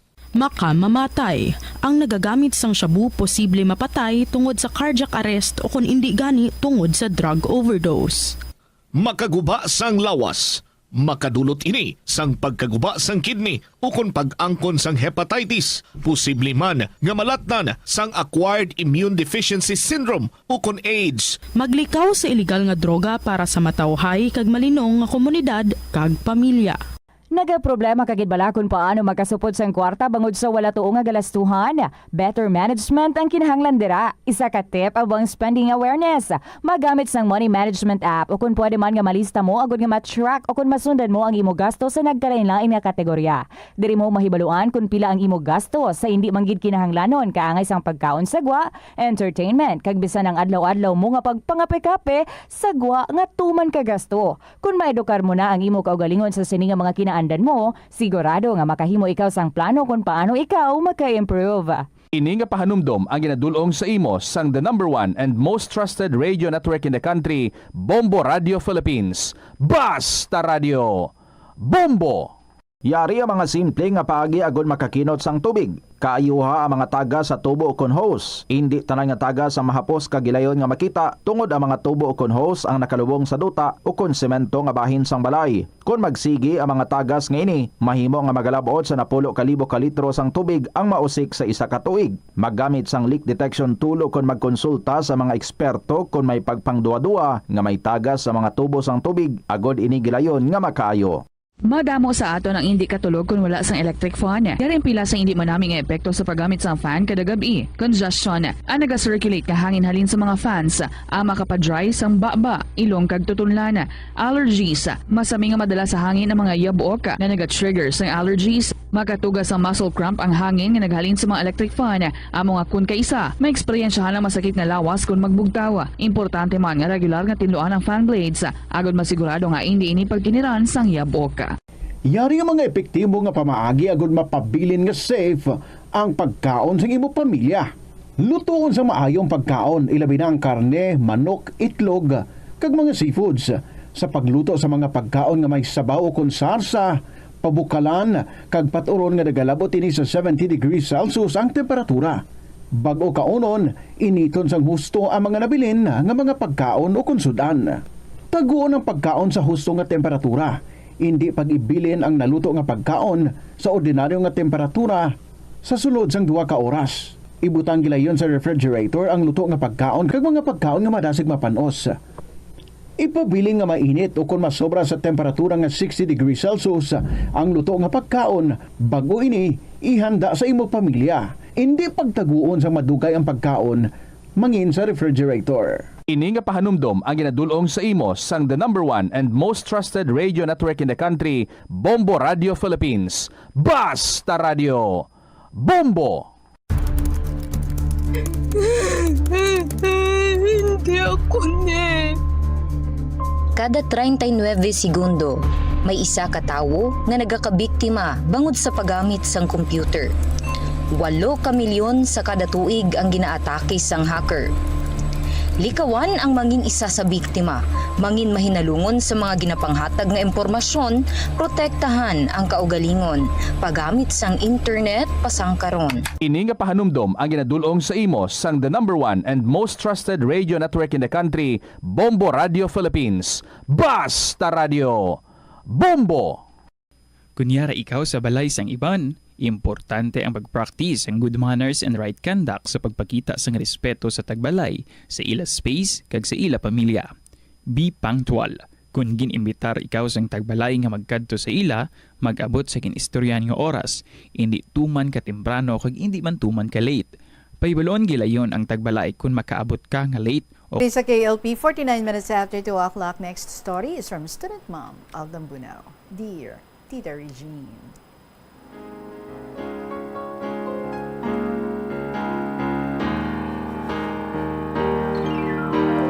A pleasant afternoon to all KLP listeners and contributors, but most especially to you, Tita. And masakit mangod ang tuhod ko. Nakapakonsulta naman ako sa doktor, nakapalaboratory test, kag okay man ang resulta. Naresitahan naman ako, nabakal na ang mga bulong, nainom ko na. Ginrest ko naman ang tuhod nga nagabanog kag nagasakit, pero amo mangod. Budlay itikang o ilakat. Ginathink ko nga basi hindi na ako ma-set free of this constant aching. Pain reliever. Helps for a while, but pain always comes back. Although the pain is tolerable for now, but I'm afraid it can only get worse. I always turn to our Lord for strength, remembering His words, saying, "But those who wait on the Lord shall renew their strength. They shall run and not be weary. They shall walk and not faint." Surely we understand that the Lord is our strength, but sometimes physical pain, illness, and the inevitable aging of our bodies can be too much to bear. Pero wala ako nag-give up my faith that God will send His Holy Spirit to help me renew my hope and strength in Him, His aragid. With God, we can overcome any challenges. Tita Regine, matapos mo basahon ang akong sulat about sa experiences ko as a hospital attendant, luyag ko i-continue today this story. Nakaobra gid man siguro ako sa hospital for about 1.5 years, pero naka-decide ako nga maghalin, kay ginasabad ako sang pila ka nagapangaluyag sa akon. Hindi ko gawa sila malikawan kay employees man sanda sa hospital. Nangaluyag sa akon ang isa namon ka office clerk. ang cook pagid, kag ang isa ka security guard namon. Sa isa ka bes, nakakita ako sang opportunity for another job. Naging pasyente namon ang isa ka doktora. Nagbata ini sa hospital namon, kag nanamian siya sa akon. Doctor man ang iyang husband. Sa madali na lang sila nga magwa, ginisorya nila ako nga duha, nga kung luyag ko, kag magpasugot ako, kuhaon nila ako, agad nga magbantay sang ila butika. Tagatagig result sila, kag ika-second child nila ang bagong bata. May clinic man sila sa butika, kag makabulig kuno ako sa pag-atender ni doctor sa mga pasyente. Gin-ask nila ako kung pila ang sweldo ko sa hospital. Siling nila, 3 kuno kapilo sang sweldo ko sa hospital ang ihatag nila sa akon. Bale, mas stay in ako sa ila, kay updan ko pa si doktora kung may pabataon siya sa gabi. Sa adlaw, ga-work siya sa isa ka hospital sa city. Kag si doktor, nagakadto sa mga ga-call sa iya, nga mga nagamasakit. Siling ko, sugot ako, pero kinahanglan ko pa nga maglisensya sa akon mga parents. So, duha sila nga nagupod sa akon sa balay, kag ginlisensya nila ako kay nanay. Nagsugot man si nanay, kag nagpromise sila nga i-treat ako as ilaman family member. Gipasunod pa nila si nanay, sang sugato nila ako, agud mag-start sang work ko sa ila. Agud ko no, matultulan ni nanay kung diin ako naga-work, kag mabisita niya ako kung luyag niya. Ang butika kag clinic na locate sa first floor sang balay, sang nanay ni doktora, kung diin siya ga-start upod ang duha ka teenagers niya nga anak. Isa ka laki, kag isa ka bayi. May duha ka room sa second floor sini, kag ginatag sa akon ang isa ka room, agod nga tiniran ko. Higad sang highway ang balay, kag sa tabok, duro man ang kabalayan. Nauyunan ko man ang place, kay pananaw ko, safe man ako diri. Pagdason adlaw, aga pa ako nag-open sa butika kag klinik. Wala pa kami sadto ka pamahaw, pero damo nang nagabakal sang bulong. Laban para sa ubo, hilana, trangkaso, kag LBM, amo na ang ginabakal. May nagahulat na nga mga pasyente si doktor sa mag-abot siya sa klinik.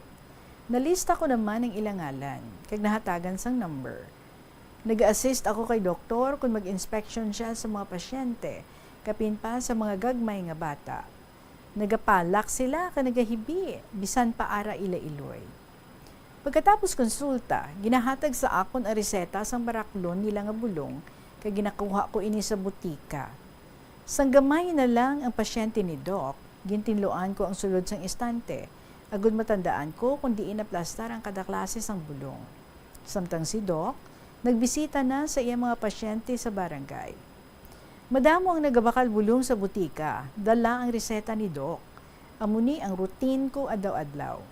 Sa hapon, pag-abot ni Doc, kina-inspect ko ang mga naubos na nga bulong sa iya bag, kag gina-replace ko ini. Damo kwarta sa iya bag, wala ko ini ginatando. Sa isip ko, basi napainan lang niya ako, or napaunan, never ako nga nagkuha, bisan sensilyo. Kinambalan ko si Doc, nga basi mag-epidemic sang trangkaso or may epidemic sang trangkaso kag LBM sa ila lugar, kay amuni ang ginabakal sa butika. Mga lalaki ang nagabakal, Tita Regine, siling ko kay Doc. Nagkadlaw siya. Siling niya, walang epidemic sang trangkaso o LBM, Luyag lang nila ikaw makita, kag mahimutaran. Bagong mukha, bagong dalaga. Siyempre, mapalapit ang mga soltero, agod mangilala. Nadumduman ko, pila sa mga nagbakal ang namangkot sang akong ngalan.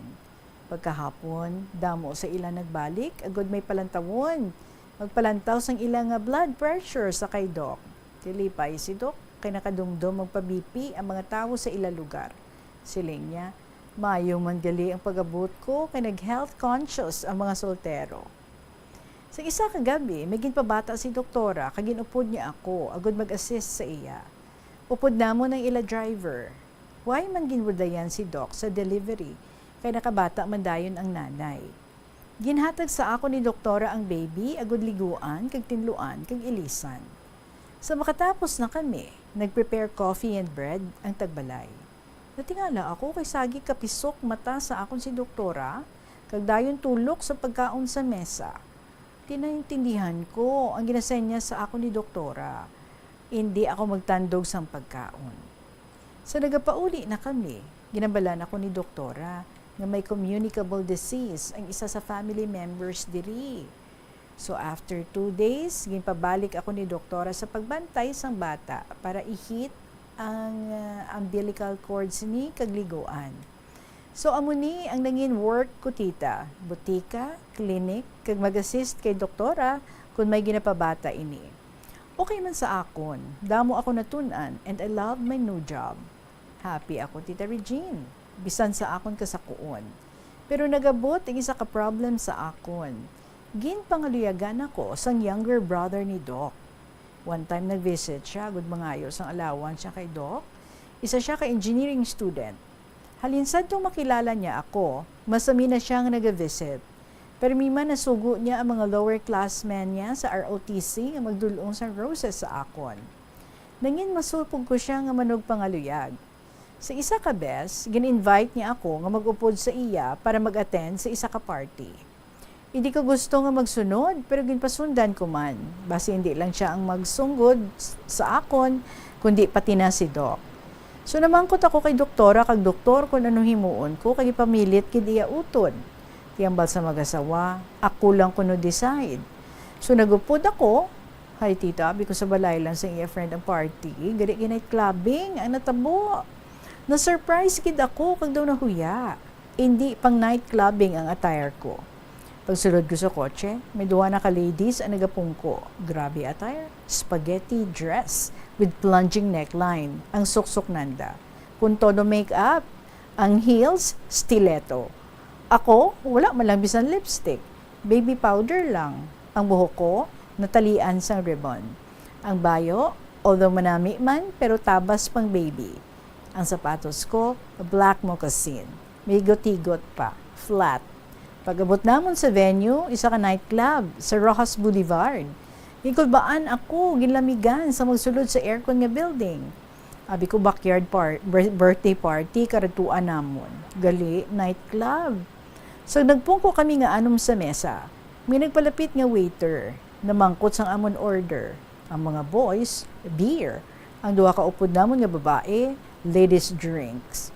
Pagpamangkot sa akon, soft drinks.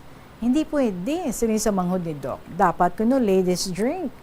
Pero pilit ko sa waiter, dalaan niya ako sang soft drinks. Sa nagatunga-tunga ang ilairim nun, may nagmuno sa amon. Si doktora kag si Doc, may nagbugno. Hingin pangita, gali kami. Lapyo ko no sila kay damo na nightclub, ang ila nakaduan, bago nila kami nakita. Akig si Doc sa iya manghod, siling niya, nga gindalad mo diri si student, ma'am. Siling mo house party, gali lain imo plano. Wala katingog iya manghod. Ti ang natabo, naguna ako pauli, upod sa mag-asawa.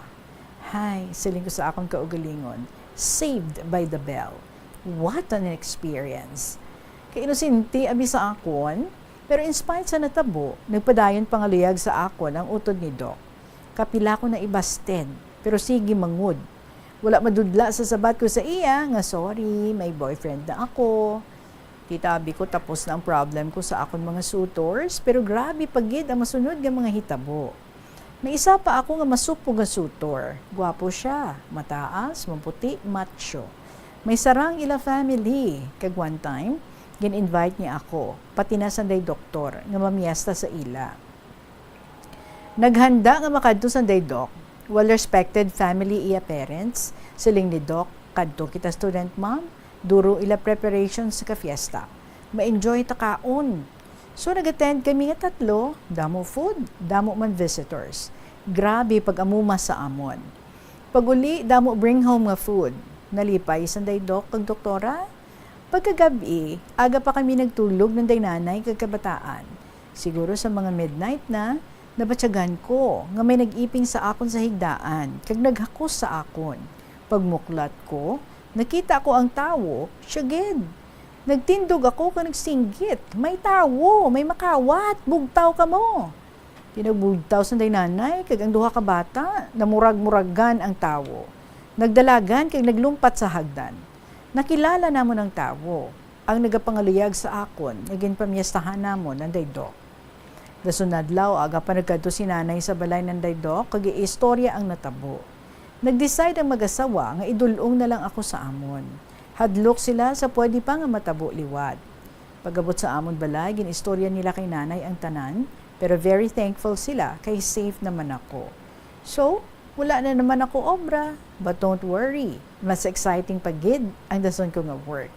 Amon ni, ang dason ko nga isay-say sa inyo tanan, Tita Regine. I think very long na ang letter ko. Thanks for reading. Allow me to end this letter by quoting Hebrews 13 verse 6, so we can confidently say, "The Lord is my helper, I will not fear what man can do to me."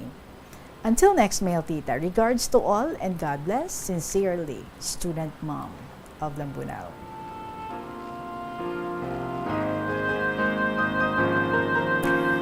Well, ayun gid man, no? Kung matahom, beautiful, sexy, taas. Haba-haba ng hair. Anyway, the many admirers that Student Mom had. And exciting pagid, no? Kung ano ang next nga kaundan sa iyang sulat. Kasi nga mas exciting pagid ko, no? Ang another job nga iyang nakitaan. Sige, paabuto namon nina as always. Madaming salamat sa imo, Student Mom of Lambunaw. Mga kabombo, lapit na lang ang Valentine's Day. Can we hear your love stories? Paki-email sa bombo_iloilo@bomboradio.info or write it down and then isend mo sa kahapon lamang program DYFM, Bombo Radio Iloilo, Sky City Tower, Mapa Street, Iloilo City. After sang KLP, enjoy na naman kita sa mga dramas nga magasunod. Tuyang Ermitanya, Provincial Jail, kag Dear Diary. So maraming salamat sa inyo. Advanced Happy Valentine's Day. Sa gihapon, ininyo alagad si Tita Regine para sa kahapon lamang program. Salamat gid. Good afternoon and God bless.